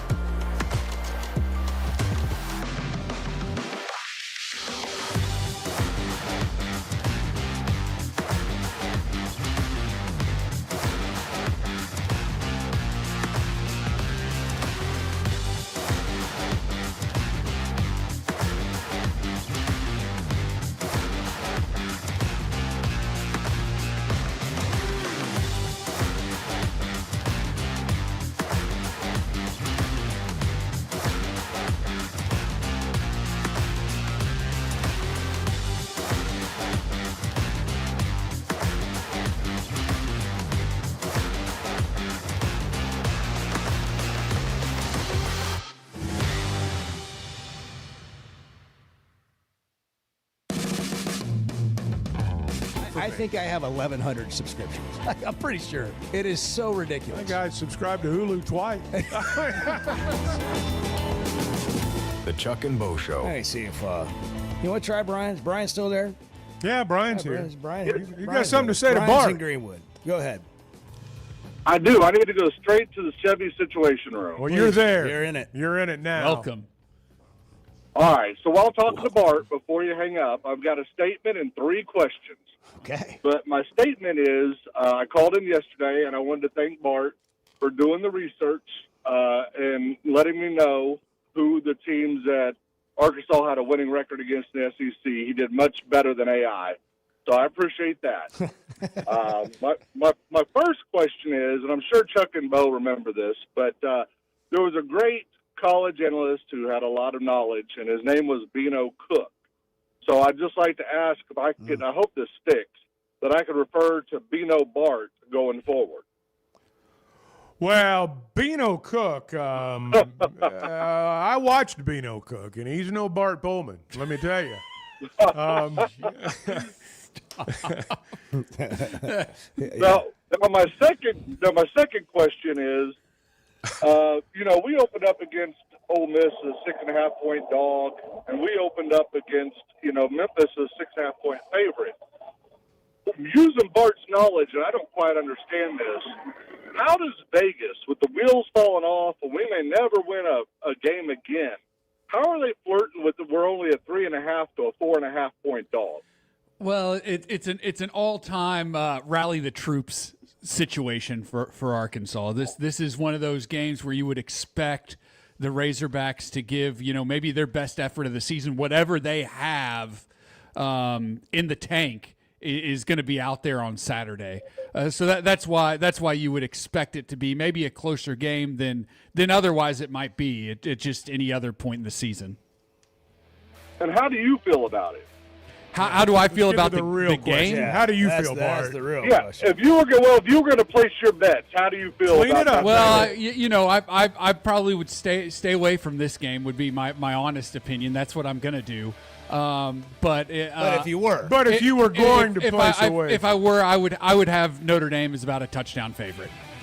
If you were setting okay, now let me preface this. All right, ask it quickly. We got 30 seconds.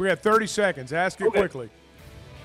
All right, I'm a huge Razorback fan, 35 years, but the last time I bet against my Hogs was Darren McFadden went to Little Rock and decided to break his toe in a bar fight before USC came to town. Should you bet the house on Notre Dame to cover? I'm not giving you that advice. I don't want anybody losing their house. You can tell that there's a lot of thought from Brian that's gone in this Saturday morning at 11 a.m. When it comes to watching games, nobody does it like Walk-Ons. Over 60 TVs at every location, and the food and drinks win. Mouth-watering Louisiana cuisine like po' boys and gumbo, plus fan favorites like the best burger you can get anywhere, and more draft beers and cocktails than you can count. Incredible food, wonderful service, and a viewing experience like none other. Walk-On Sports Bistro. We live for this. There's simply not a better shopping experience than Macadoodles. Looking for the best selection of beer, wine, and spirits? Macadoodles or Guess Who in Bentonville has you covered. With an unbeatable selection, amazing prices, and service that's unbeatable, they've got everything you need. Whether you're stocking up for a party, updating your bar, or just grabbing your favorites, Roger and the team are always there to help. Make the smart choice. Macadoodles, just north of Bella Vista at the state line, and Guess Who in Bentonville. It seems like everything is more expensive this year, but replacing your AC doesn't have to be. If you need to replace your AC this summer, before you commit, price check with Paschal. You can save money and use the professionals to replace your system. Enjoy the peace of mind knowing you chose the best option for your home. Visit GoPaschal.com and with just a few clicks, see how much you can save with the Paschal price check. Paschal Air, Plumbing, and Electric. Buying or selling a home's a big deal, and you want someone who is with you every step of the way. That's why those of us at the Chuck and Bo Show wholeheartedly recommend Weicker Realtors, the Griffin Company, because we've experienced it. They've been my partners for life. They're Bo's partner now, and I promise you, when you become involved with Weicker Realtors, the Griffin Company, they'll become your partners for life, too. They've been turning houses into homes since 1978, and you can always log on and check out their selection at WeickerGriffin.com. We were 0-5. They put us all in the coffin. They just didn't put the nails in. The Chuck and Bo Show.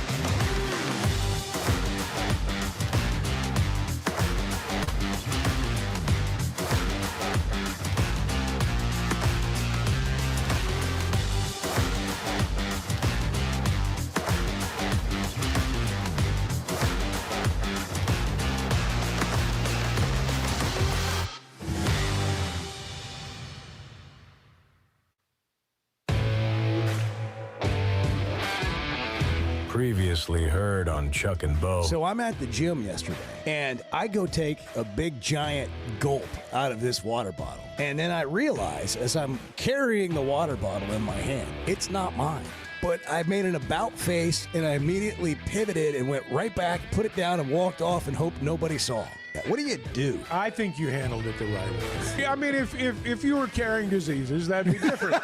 But as far as I know, you're not. There's no harm, no foul. The Chuck and Bo Show. I would resist the urge to drink this much. Stop. I'm done. You said a lot of good things there. Well, I don't know if I said one good thing. I met a guy last night. Love y'all to death, Jeff. You mind if I share? I'm looking forward to it. The show of record for Razorback fans. I'm in my Sunday school, and first thing he says when we hop in the car, he says, "Let's turn on the Chuck and Bo Show." It's too early for this kind of conversation. I'm still half asleep. Here are your hosts, Chuck Barrett and Bo Mattingly.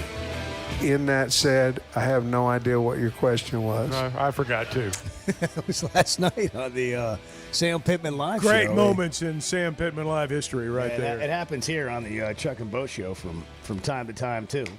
But you guys had a big crowd there last night. It was a big crowd. It was a good night. You had Carmona. Carmona was there. Ian Jeffrard was there. And pound for pound, I guarantee you we had the two biggest guys on anybody's coach's show last night. I mean, we had a combined weight of about 750 up there on the stage. That did not include me, of course. I would not have fit in with that crew. I remember being at an event one year and interviewing a bunch of football players, and they were all standing up on the stage, and you just kind of went down and you asked them like one question each, and I got the Dan Skipper. Yeah. And I can't reach him with the mic. Yeah. It just... You needed one of those. I needed a help. Stand. You needed a box. I needed somebody just in that moment. I needed you to pick me up, like pretty much every day. Well, that's when you go with a waist up shot. You're standing on a box and nobody knows unless somebody screws up and goes to the wide shot. It was a live audience. Oh, wow. Yeah, it was. That's brutal. But Carmona, he's always an entertaining guy. He is good. He is. He's a lot of fun. But then when he gets in between the lines, he gets nasty. It's interesting. He's. I didn't realize this. He's one of the captains on the team. His dad was a captain on his football team, and his brother was a captain on his football team, and that's kind of been a family thing. And so he talked about how that was important to him. Well, he's talking about coffee and beer last night. Oh yeah, you got to get your coffee in. If you can drink your beers, get your beers in, and just get the party started, man. It's gonna be a party there at the stadium at 11 o'clock, and I'm excited. Just get the crowd going, and put on a performance that the crowd will be happy about, and just get loud. And I know we'll pack that thing out, and it'll be a stripe out, so it's gonna be a lot of fun. Coffee or beer on Saturday morning? What do you think is going to be consumed? I'm going to say both. Razorback Stadium. I'm going to say both. Vodka. Yeah, there's going to be some. Probably be a mimosa or two or a screwdriver. Maybe a Bloody Mary. Absolutely. Coffee on the way to the game. Nah. And then you do the tailgate. You got to get the jet fuel. Got to get the good foundation. Maybe an energy drink. Yeah. Really? I don't know. Maybe. Yeah. I don't know. I might skip the coffee on Saturday. What are you? Yeah. What's your game plan, Bart? You got a tailgate? Family coming to town. Yeah. When are you going to arrive so we can all be waiting for you? Not sure. I'm not sure yet. Before kickoff. Remember it during the softball super regional? That's what I was thinking when about. Bart was having that tailgate, and he wouldn't invite us. No. And so we said we were going to do our own, and we had pony rides. We had pony rides. We had animal balloons. We had face I swear painting. the first tailgate I am a part of this year, y'all better be there. Well, that's why we're asking. Heard an invite that's why we're anything. asking. Yeah, we want to know where it's going to be set up. Well, I don't have like a setup for the football game on Saturday. Next year, I think Chuck and Bo will have an official tailgate for for Chuck and Bo listeners. No, probably in your garage, and then we'll shuttle everyone to the game. Well, I don't love that. You'll shuttle in your new vehicle. No, we'll have Chuck's truck, and we'll be piling people in the back of it. Right. And it'll be a shuttle to the game. I don't love that. It's a good idea. It really is. You probably get 15 people. Yeah, exactly. Wow. It'll be a big time. But I'm interested to see what the environment's going to be like. But I think it'll be pretty good. Listening to Carmona there, and I was obviously visited with him off the air last night. Chris Lowe was on a minute ago. We've been talking about the spread. Caller wanted to know why it's why it's only 3.5, 4.5. Chris Lowe said something about the locker room a minute ago. That's the one thing that always factors into this. And I was thinking about at the end of Bielema's time and at the end of Morris's time, and really you go back to the end of John L's year, they had completely lost the locker room by the end. I mean, we remember how those games ended. The first thing that went bad, I mean, it just went, got worse real quickly. Pittman's never lost the locker room. And that's the one thing that I wonder about. People, and I know, with Gundy getting fired, I know that in season and mid-season, and it seems to happen earlier, every 3 or 4 years, somebody gets fired. And I know that there are a good number of our fans that are ready for imminent change. I get that. But I've always looked at, are they still playing for him? We lose sight of the fact that they've played 4 games in a 12-game schedule. There's a lot of season left, for better or worse. For better or worse, we don't know. But they're going to play 8 more football games regardless. He's not lost the locker room. And that's why I do expect this to be a close game on Saturday. I don't know if Arkansas is going to win. It may be just like the other games. They may be right there at the point where they're about to win the game and then they don't. That could happen. Odds are it might. But I've always thought that is the telltale sign, and that's when it's over. It's over when they quit. When they quit on him, it's over. If Notre Dame's up 21-0 at halftime, that might happen Saturday. It might. I don't think that's going to happen, though, and I think that is – I'm not saying it's the determining factor. Wins and losses are the determining factor. It's a bottom-line business. But when you separate yourself – 2 and 3, let's say they don't win Saturday, players are still playing for him. It's not as easy to make that decision if you're an administrator as you might think. As a fan, it's easy to give up. It's easy to throw in the towel and go do something else on Saturday. Actually pulling the trigger is a different deal. And it's easy to talk about. Yeah, and so that that goes back to what we said earlier. You would be terribly naive not to believe that what happened Saturday is going to have a profound effect on what we're talking about Monday. It's right. Look, if you have another just heartbreaking loss where you had a chance to win at the end and you didn't finish it off, how many more as a team can you take? Absolutely. And it becomes a real thing, a real discussion the next day. If you win that game. By the same token, all of a sudden maybe you have momentum as a team. And it's easy for us to sit here and have all the conversations, the real surface level thing about make a change. But this will sound ridiculous to some people, and I'm sorry. But if you just look at it from a football perspective, and we've had outside opinions come in and give us maybe a little bit more objective thought, this football team is 2 fumbles away from being 4-0. They're also 2-2, but Saturday could be a big momentum thing, a huge momentum thing, one way or the other. It literally could propel your season to maybe the kind of bowl year, where you have 7 wins, and it could also be the very end. Well, this would be the definition of pulling it out of the fire. That's for sure. It absolutely would. Here's the thing about losing a game like this, and when a team, so to speak, is on the brink, there's no such thing as a good open week, because that's when you lose them. That's when you lose them. And if you win this ball game Saturday, hey, open week comes at a great time, man. We're going to get healthy. We got Tennessee on the road, then we got 3 straight home games. Everything seems possible. If you lose, particularly if you lose in a certain fashion, you go into the open week thinking, man, what's this thing going to look like in 10 days? Because it's going to look a whole lot different. Big game. Big game. Big game.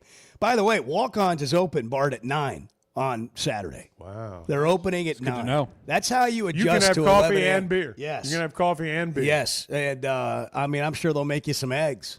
At 9 a.m., the pregame begins. Let's go. At Walk-Ons in Fayetteville. So if you're coming in town or you're already in town, that's a great spot, not far from the stadium. Get started there. It'll be a big time. And then make your way, get yourself a flight by Yingling, and then make your way to the game. SeatGeek has tickets available. Sit on the top row for $56. For the very top row. You can sit other places for a little over $100. You can sit with Bart For how much, Bart? How Are much? all your seats taken? How much will you give one of your tickets away? Do you save one or two, or like, sell it for? just in case? Will you sell one of your tickets? Nope. Can we get a random to sit next to you? Nope. Come on. What about the cardboard cutout? Nope. Oh yeah. Who wants to take the cardboard? We used cutout? that one time at a game. We have We've not big got the ideas. It's been ROI on underutilized. that. We've moved on to other Bart things. Breaking Bart. October 14th. Why can't the cardboard cutout be there? The cardboard It will cutout's be. going to Oh, is yeah. going to Mount. Okay. It is Well, going that's to great. going to Mount. It is It's going going to be to right by the first tee box. That is. By the way, we have other country clubs now scheming to host the Chuck and Bo show and then break Bart. Bart, how many, do you really think you're going to break 90 at Mountain Home October 14th? I have no idea, At Bo. Big Creek? Well, you were pretty confident a month ago. I have no idea. I'm not gonna I've lie never to you. played the course. I've never seen the course. I don't know. Well, I mean, that was true of Oakmont, but you were confident that you break could 100. break 100 there. That's only 10 strokes. Yeah. It's only 10 strokes difference. Big Creek, Oakmont, 10 strokes. I mean, anybody can see that. Yeah. Well, listen, this is no fun. We need a little confidence out of you. I mean, we're going to be betting on it. Well, I mean, hell yeah, I'm going to break 90. Okay. Now we're getting somewhere. Yeah. I mean, Bo's going to be the guy over under the tree with like a wad of hundreds. Yeah. Taking bets all morning long, writing down notes. My green visor on. Yeah. My poker visor. You know who's not wishy-washy? You know who's always confident? That's the crew at Teamwork Roofing and Construction. All their crews show up with 100% confidence because they've been trained to do the job well, and they're using the best materials you can use, like Malarkey Shingles. TeamworkBuilt.com. If you're looking for a quote, maybe you've got an insurance claim, you need some quotes, Teamwork Roofing and Construction needs to be one of them because it's going to benefit you. They're going to communicate with you, show up on time, come in on budget and on time, and leave you an immaculate job site with a beautiful roof and one that'll last when they're finished with the job. TeamworkBuilt.com. Check out their website. Teamwork Roofing and Construction. Built on quality, powered by teamwork. This is not interesting. It's just interesting to us. Yeah, that's right. That's right. The Chuck and Bo Show. Some moments just call for something unforgettable. At Blakeman's, you don't just buy a diamond. You create an unforgettable experience. Their newly remodeled space is stunning with Cafe B right inside and their in-house diamond expert that'll help you find the perfect piece every time. That's just part of the Blakeman's experience. When you see the purple bag, you know it's something special. It always saves the day. Blakeman's Fine Jewelry. It's more than jewelry. It's your story. The voice of the Razorbacks is Chuck Barrett, and he chose McDonald Eye Associates for his recent cataract surgery. I went to McDonald Eye. I can see in a way I've not seen in a long time. And I'm looking forward to this football season because of that. Your eyes are a big deal. I don't care if you're a sports play-by-play guy or what you do. You have to have trust. My trust was developed because I knew they were listening to me. For your best vision, trust McDonald Eye. Online and same-day appointments at McDonaldEye.com. Oaklawn is your hot springs escape. Enjoy plush comfort, upscale dining, and Arkansas's only Forbes 4-star rated spa at our luxury hotel. And with easy access to Hot Springs National Park and sparkling lakes, Oaklawn is your home base for everything the region has to offer. Come stay, play, and get away at Oaklawn, a Forbes Travel Guide recommended hotel. Make your reservation at oaklawn.com. Gambling problem? Call 1-800-522-4700. Cutting corners is generally a bad idea. And when it comes to roofing, it's real bad. That's why Teamwork Roofing and Construction uses only the best materials, like Malarkey Shingles, which perform better, protect longer, and are more sustainable. Residential or commercial. Got a complicated job? They've got the certified crews ready to deliver on time and on budget. You need a roof that's built on quality and powered by teamwork. Teamwork Roofing and Construction. Log on to teamworkbuilt.com and get a quote today. That's teamworkbuilt.com. Today's been it's been a strange day. Yeah, we've had some struggles here. Let's just be blunt. Can we be blunt? Well, it's 50-50 at best. The Chuck and Bo Show.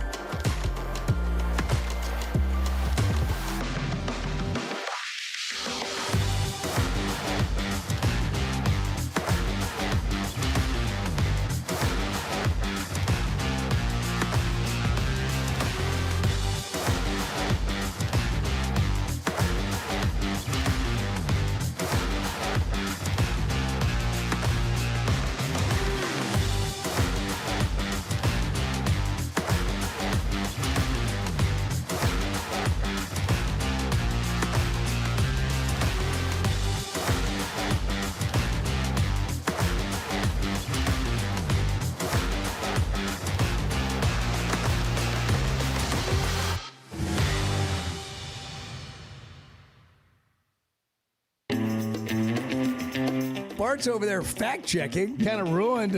Just ruined the whole day for me. Has everything I've said on this show been fact-checked? This would not have happened. This would not have happened. Have you gone home and fact-checked everything I've said? No. The Chuck and Bo Show. Well, Ben in Little Rock suspects that Bart struggles, that the Pullman Invitational have, in fact, broken his game. He's a broken man. Pullman Open. Pullman Open. I'm sorry. Whatever. Pullman Open. Whatever. Well, you got to get the name right. But you're 40. There have been 42 of them. The Got to fact get the that name you right. finished in last place has ruined you, is what Ben is saying. No. Look, I struggled a little bit with the irons. You struggled a lot. You finished in last place. Well, it's a team. It's a team event, Chuck. So It's you're a team throwing event. your teammates under the No, bus? I'm saying it takes That's a collective effort. A sure sign. It takes a collective effort. Bart and lost we, his locker we were room. not good enough. We were not good enough on Saturday to get the job done. We did not put the ball close enough to the hole. We'll see how to you give feel ourselves about your enough chances teammate. at birdies. We'll see how you feel about your teammate when you don't have one, and it's just you. Yeah, well, out there by yourself on an island. On an island. Yeah, I've been there before. Yeah, well, you're going to be there, but not with this. This is different. Are you doing any mental exercises or anything to prepare yourself for Big Creek, and being on an island with the pressure and all that? Pressure's for tires. Oh, wow. Pressure is a privilege. Pressure is for tires. Did that just happen? Did that just Pressure's happen? for tires. Pressure is for Did tires. that just happen? It did happen. Or do you have kids we don't know about? Because that's something a dad would say. Pressure's That for is- tires. I have come up with some pretty bad dad jokes. That's the worst one I've ever heard. Come on. Pressure's for tires, son. What? Now would be a good time to tell you about the Razorback raffle, kids. Pressure's a privilege. It's a privilege to have the opportunity to compete and to be in the arena. Pressure's a privilege now. Jeez. This is so bad. Are you going to be Are available? you talking to the team on Friday? Yeah. Are you Bart's going to the gonna give his hotel and speech talking to the tomorrow team night. on Friday night? I could fire him up. There's no way to let you in there on game day, but maybe Friday night. I could get him At fired the up. team meeting, maybe, yeah. Hey, guys, pressure's for tires. And pressure is also a privilege. I think that. And then Chuck walks in and says, touchdown, Arkansas. And away they go. I think we need to have when we go to Mountain Home, I think we need to have a junior clinic that day and have Bart talk to all the young golfers. while he's mic'd up on the range. Maybe while he's out getting Cursing warmed up. on the range. You know, Yeah. just getting ready for the round. Going to Just move it right to left here. have a little junior clinic out Yeah. there, teach them Yeah. about, all the tenets of golf. And how it, is if you can conduct yourself on the golf course, you can conduct yourself anywhere in society. I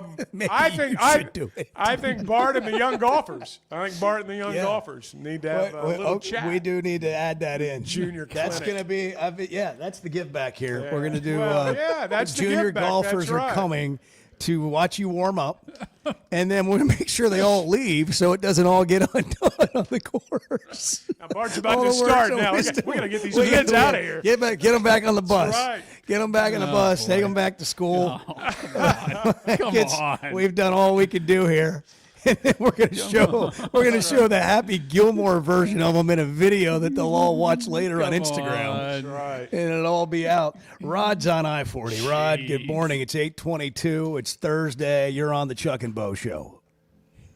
That's a brilliant day to be out. Pressure is for tires. Yeah. Is that what he said? Hey, right out Bart, loud. listen. I wrote it down. Bart, listen close. I wrote it down. Yeah. Listen closely, Bart. Are you in danger of becoming your parent? Because I can get that guy off the commercial. You know what I mean? Help you out, right? Because it sounds like he's in danger of becoming his parents, right? I mean, I haven't heard that. Bart was my born God. 30. Bart was born 30. You can tell. He's just got a maturity about him that most people don't have. He wasn't born on third base, but he was born on first and 30. That's right. Okay, I was born at 1:30 a.m., but not last night. Is that what it is? Yeah. Because Close.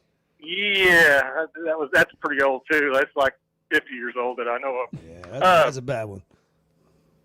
So, Bart, we need focus. You're going to win.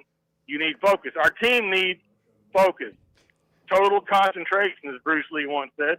Great man. And I'll be you can focused. win. I'll be focused. I'll be locked in, Rod. Don't you Laser worry. focused. Like Bruce Yeah, no Lee pressure. focused. Bruce Lee focused. I'll, like Chuck Norris focused. Yeah. It's like He'll when, be out there. Go ahead, Rod. Yeah, it's like, hang on. Yeah, well, that radio. We got That darn radio. Lane in Cave City. Thanks, Rod. Lane, good morning. Hey, good morning, guys. Hope y'all's having a good morning. We are now. Mr. Barrett, I've always wanted to ask you this question, and I just ain't ever got a chance to. So last night while I was waiting for the Cardinals game to come on at nearly 9 o'clock, there wasn't nothing else hardly on. So I went to SEC Stories and got to watching the one about the announcers across the history of the SEC. And I've always wanted to ask you, what was it like for you taking over for Mr. Paul Eels when he passed away? Was that a tough transition for you, or how was that? I've always wanted to ask you that. Well, yeah. I mean, you don't replace someone like that. And, really Mike Nail filled in that first year because you'll remember Paul, Paul died the first part of August.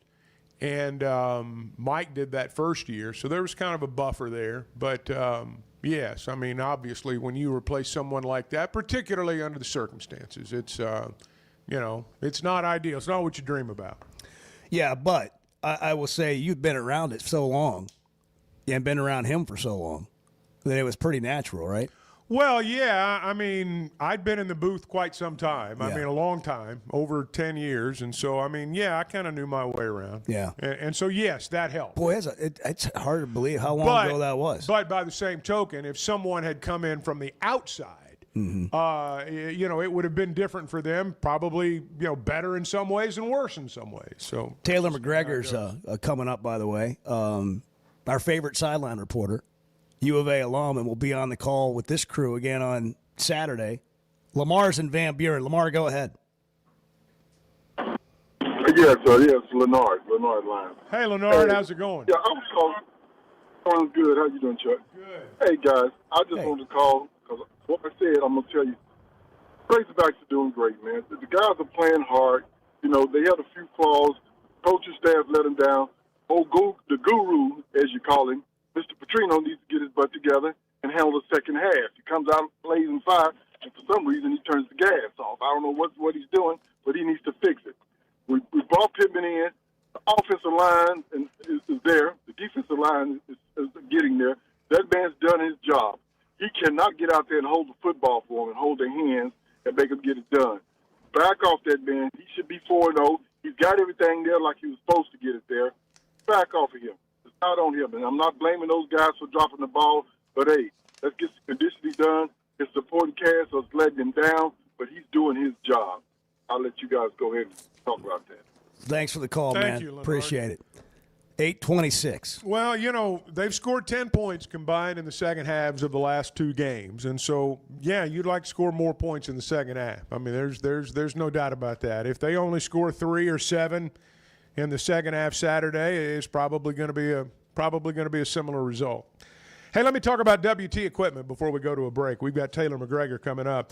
WT Equipment's a family-owned, locally operated dealership. They've got 8 locations across Arkansas. Now, some of you are running a farm. Some of you are managing a job site. Some of you may just be taking care of your own stuff.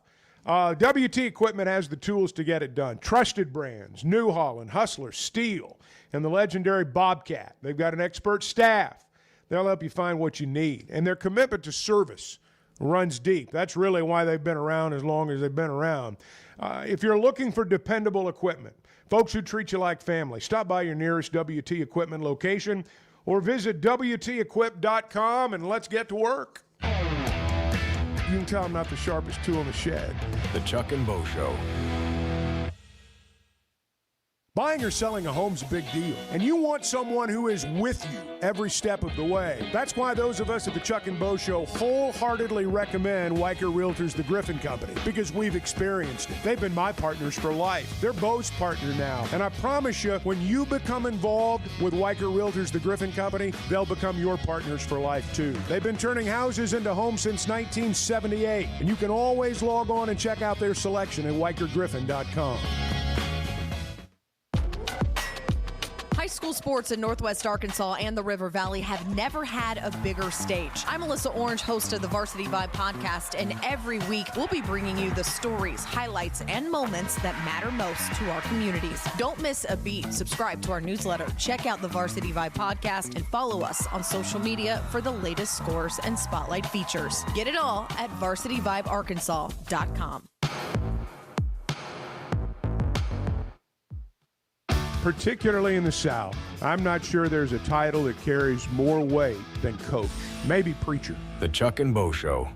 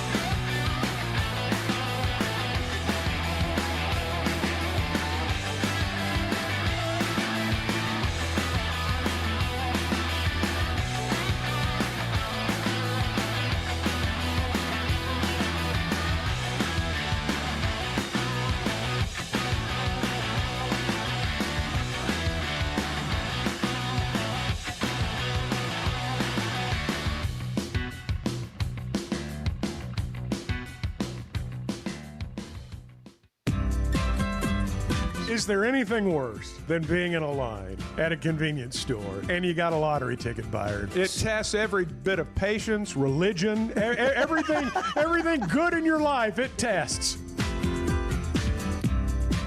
The Chuck and Bo Show. Oh, man, that's so true. You get in that line at a convenience store, and it no longer becomes It's convenient. nothing worse. Yep. Taylor McGregor is great. She's joining us from ESPN. She's going to be on the sideline. Arkansas alum, and she'll be calling this game, part of the crew on Saturday morning for Notre Dame and Arkansas. This historic matchup, Chuck. The first time they've ever met. And it'll be in Fayetteville. You'll get to see those golden domes in Razorback Stadium. Taylor, welcome in. Good morning. Hope you're well. Good morning, guys. I'm happy to be back on with you. We're excited to have you back. And I know you talked to the teams leading up to the game. I don't know how much you've done of that yet this week, but I'm just curious if you have a sense how each team is sort of feeling coming into this game because of the seasons they've had so far. Yeah, so we talked to the teams on Friday, haven't yet. I did talk to Jeremiah Love of Notre Dame. So, I think Notre Dame understands that they're sort of playing every game as if it's an elimination game now. Like, they have no room for error in order to make the college football playoffs. So I think they're fired up. They're excited to come down here. The reality is everybody outside of the SEC always wants to beat SEC teams.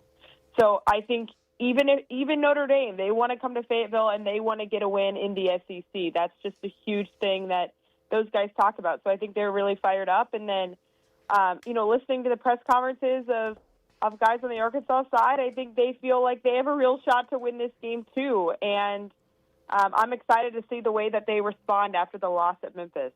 What is it about Notre Dame that has them in the position they are with a couple of losses already? It's interesting. I just think you have to, for me, let's go back to last year, okay? So you have or very close one possession loss, okay? I think those should be, in a sense, rewarded for playing playing good games on your schedule, traveling to Miami. And then if they run the table, to me, I actually would argue that they probably have a better resume than a year ago when they lost to Northern Illinois. Those two close losses, for me, are better than the one loss to Northern Illinois. It just is. At home. Let's not forget. So I think if they run the table, for me, there's a real chance they get into the CFP, assuming it plays out the way that it did last year, where you're talking about, 3-loss SEC teams. Now, all of this changes if there are in the Big Ten and the SEC who run the table and don't end up winning the conference, but then, still get the at-large bid. So some of it is still play, but I do think with Notre Dame, I think they have a chance to do that. Now, probably some of it is a little bit of a bias coming in from last year. They went to the national championship, and I think people expected their defense specifically to play much better than they have. Their offense has been amazing. They have an amazing offense, but their defense certainly has not lived up to what everybody expected. They're, I think, 104th in total yards allowed, not where you expect them to be. So, that's kind of my synopsis of Notre Dame. I do think they still have a chance to CFP, and I do think this is sort of an elimination game for them, as it will be for the rest of the season. You mentioned you'll talk to them on Friday, but I do kind of wonder what Notre Dame's thought is on getting well defensively, because they're not the same defensive team they were a year ago. They had a playoff defense last year, and they do not right now. I just wonder what the vibe is around their program, if they feel like they've legitimately got a chance to get better on defense, or if they just need to plan on scoring 30 points a game. They believe they could be better in zone coverage. They've been really good in man, and then there's just been a breakdown in zone. And obviously you can't just commit to man and allow the opposing offense to just know that's where you're going to be. So I do think there's some things that they believe they can shore up in zone coverage that would allow them to be better. But, it's certainly been disappointing, the start that they've had, considering the defense they were a year ago. And then also, look, I know we say this a lot, but you want your team to be good the background of your head coach, and Marcus Freeman is a defensive guy, and you expect them to be good on defense. So I do think there's from him, and I'm friends with a lot of Notre Dame people here living in Chicago, and a lot of people are wondering, would he go back to taking over the play call if it got bad, and is that a way to get better? Who knows? I think a lot of things are on the table when it comes to what they're up against this season. Taylor, when you look at the big picture in college football right now, I mean, we've seen Gundy fired already. We've seen other coaches fired already. Here, I'm sure you know what the conversation is right now regarding the coach. People at Notre Dame are ready to dump Chris Ash on the defensive side. I mean, we're like a third of the way through the season. It kind of makes me wonder what the back half, and we're not even to the back half, the back 2/3, what it's going to look like, because, there are already teams that are throwing in the towel, and there are already teams that are planning for the playoff, and it's we're a long way from both of those things. Yeah, I agree with you, and that is one of the downsides of the CFP, I will say, because it does feel like at points in the season, if you're not playing and competing for a college football playoff, what's the point of the season? And that's not good for the sport, and I don't like that. I also think some of the firings, like with the transfer portal, I think it even adds to the pressure of you have to win now, because you've been able to see new coaches come into programs and flip it really quickly with the transfer portal. So I just think it's created more pressure, and yeah, it's an interesting mix between teams that are good, teams that are bad, and just college football as a whole. And this is what happens when there's a lot of money, a lot of pride involved. Things go quick, and we've certainly seen that play out. Taylor, what is your take on Arkansas? Taylor McGregor, ESPN, Arkansas alum, will be on the sideline Saturday. They're really 2 fumbles away from being 4-0 potentially, and yet they are close losses again, and you've lost at Memphis, and you really are 2-2. And, the people that want to change have every reason to be loud right now. Big game for them, but what do you make of where Arkansas is? I know, it's hard. I think with Arkansas, I mean, the one loss or the one score losses, I'm sure you guys did, and I know you can't always read everything on the good old X machine, but it can be painful to be an Arkansas fan at times, and part of that you have to be thankful for, I think, because it's not like we're sitting here talking about blowout losses and Arkansas never has a chance. Like, Arkansas always has a chance, in my opinion. And look, they're hosting a really good Notre Dame team. And last time I checked, the line is 3.5. So even Vegas thinks this is going to be a good game. And so I think it's weird because that's what you want. Like, you want your team to be competitive. You want your team to have a chance to win. Obviously, over the course of time, you would hope and you want those one-score losses to eventually go into your favor, and you do want to be able to stack up 10-win seasons and have more sustained success. I totally get it, but it's hard to figure out what's going on because they're competitive. They're in these games. They just can't seem to win. Like, I'm looking at third down. They're 114th in third down defense, but they're 84th in total yards. Like, they're way worse on third down than they are in maybe total defense, and that's a little thing that you would hope could get corrected. Like, I don't know, man. Arkansas's hard.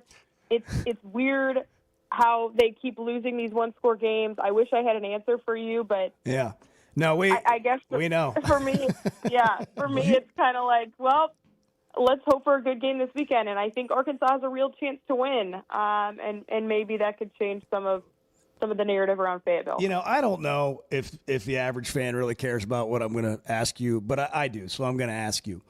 In your career and going through school and being a fan, and in today's world, whether you get to watch the Arkansas game, call the game, or find out what the score is, I know in your heart you still want them to win and you're a fan, but you're a professional and you have your job to do.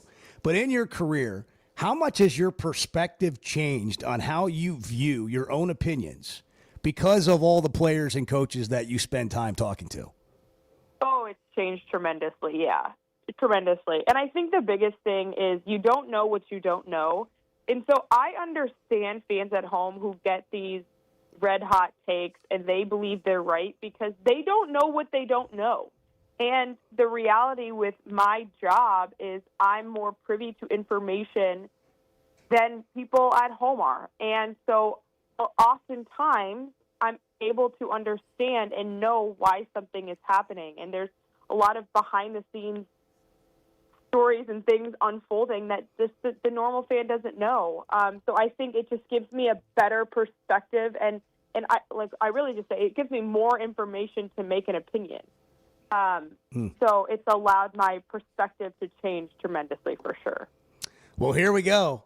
A historic game Saturday in Razorback Stadium, and I guess pretty cool for you that you get to be a part of it. I know. I'm excited. I remember when this game was announced. So I remember thinking, like, oh, I can't wait to go to that game. And little did you know. Yeah, little did I know I would be working it. Yeah. So what a blessing. I'm super fired up. My first game back in Fayetteville. I've never done a game in Fayetteville. Is that right? I've only ever had the Hogs on the road. So I'm super excited. Oh, that's great. Well, we'll see you at the game, Taylor. Thanks for hopping on with us every time you do. We appreciate it. We know how busy you are, and best of luck. Safe travels to you. Thank you, Taylor. Of course. Awesome to be on with you guys. Thank you, Taylor. Yeah. Let's talk soon. Taylor McGregor, just a blossoming career, and what she's been able to do. But good perspective from her, and it'll be an interesting spot to be in on that sideline. You could have a junior clinic with Taylor. She comes back, goes and talks to the broadcast We're students. We're going to get this done with Bart. We got school bus kids coming to watch him warm up on the range October 14th. Mic'd up. Big Creek. Yeah, he'll have a mic on. We'll have a loudspeaker. And the kids will never be the same. Bart is Bart's known to be a good instructor. He told that. He told us that earlier. He mentioned that during the break. Hey, by the way, Jackson, the intern, is in here. Yeah, a rare Jackson sighting for us because you work later now. Yep. Edward said things are going well, but apparently there was a big illness in Jackson's everybody circle, gets sick, and he wanted to keep that away from us, which we appreciate. But Jackson, we haven't heard from you in a while. You doing okay, buddy? I'm doing great. I'm having a great time over at the U of A. How are things going with Edward? Well? School's going amazing. All A's. Are you all A's? All A's. Wow. See, sometimes you just need, a little kick in the butt from mom. Of course. And then bang, here you go. Look at you. So that, like, what would you say to the team if you got to talk to them on Friday night? Given the turnaround that you've had in your school career, what would you say to the team? I think they also might need a kick in the butt from their moms as well.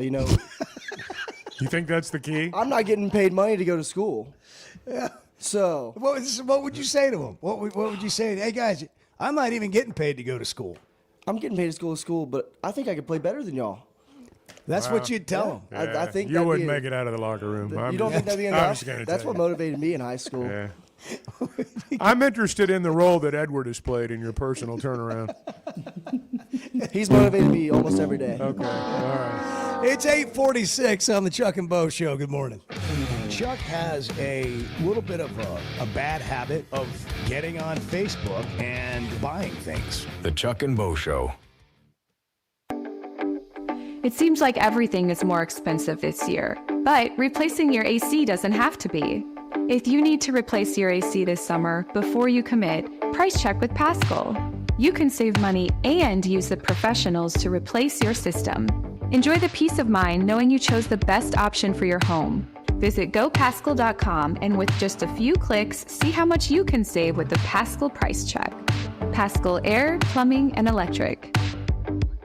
Football season's here, and Flight by Yuengling is the light beer built for game days. Tastes like a Yuengling, but it's a light beer, and only 95 calories. Flight raises the bar for what a light beer should be, and now it comes in a 16-ounce resealable twist-off aluminum bottle and skinny cans. Perfect for tailgates, watch parties, or just kicking back after the game. Pick it up at your favorite store or ask your bartender. Flight by Yuengling, the next generation of light beer.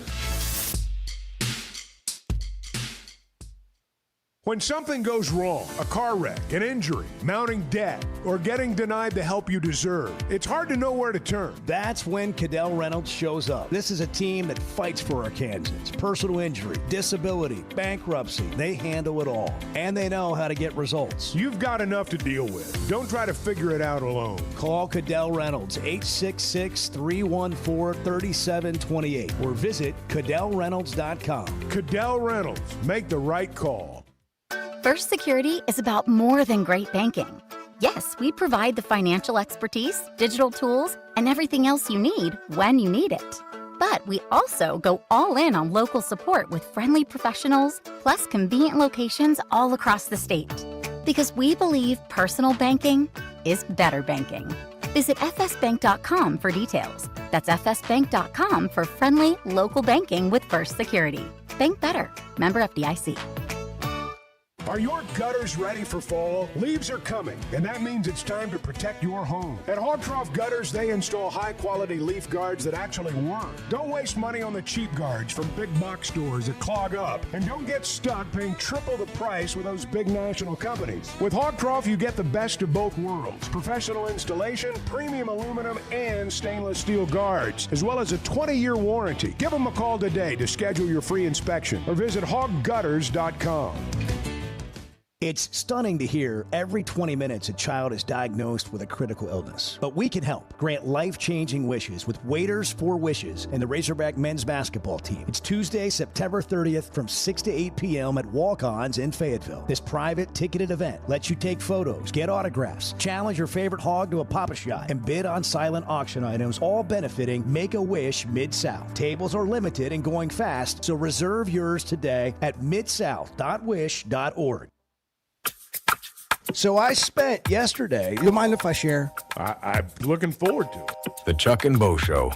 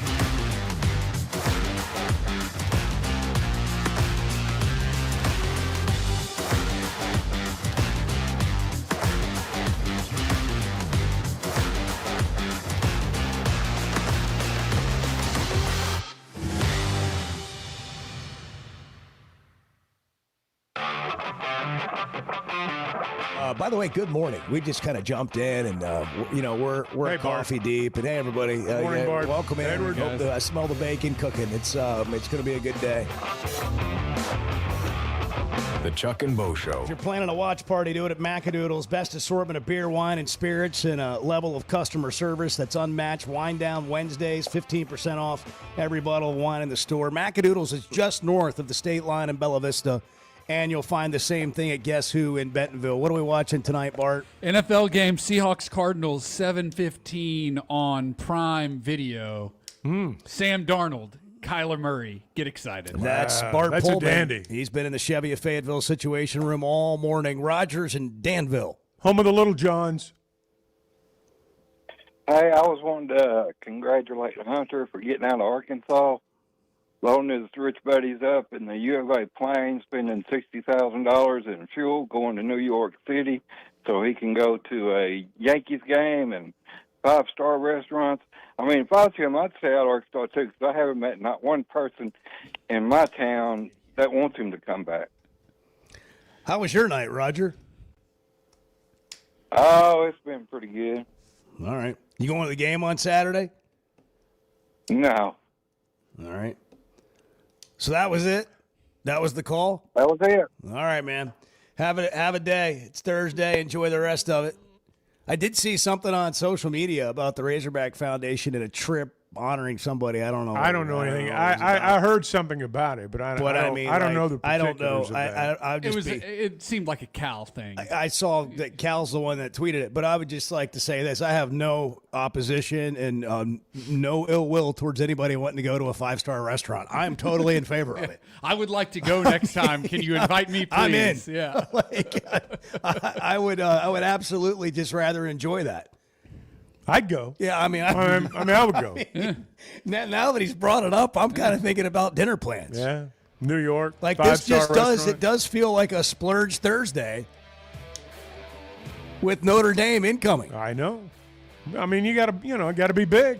Got to go big. Let's go this big. week. You got to go big this week, starting right now. The weekend begins now. First official day, right here. Looked like it was a trip with some of the 94 Club members. So big donors to the Razorback Foundation took them to a game. Yeah. There's literally nothing wrong with that. That's what you do. No, that's exactly. You think they talked a little football on the trip while they were in the plane? You think maybe? I hope they had good wine. By the way, we're about 50 hours from kickoff. Bang. Yeah. Exactly. That's exactly right, Chuck. I'm glad you said it. Hey, when it comes to marking your moments, the only word that came to mind. Mark your moments at Blakeman's. Blakeman's Fine Jewelry. They are more than jewelry. They are the official jeweler of the Razorbacks, but it's really about your story. We'll try again tomorrow. Have a great one. I love a day or weekend at Big Creek Country Club in Mountain Home. The golf, the people, the hospitality, and the events they host always hit the mark, and members enjoy it all. State-of-the-art practice facilities, food, beverages, a big pool with a snack and beverage bar, tennis and pickleball courts, and they can even book you an exclusive fly fishing trip. There's no initiation fee, and for out-of-towners, a membership is only $185 a month. It's Big Creek Country Club in Mountain Home. It's home away from home. The Razorback Raffle is back. This raffle is a new and exciting way to support Razorback athletics, whether you're inside Razorback Stadium or calling the Hogs anywhere in the great state of Arkansas. Our inaugural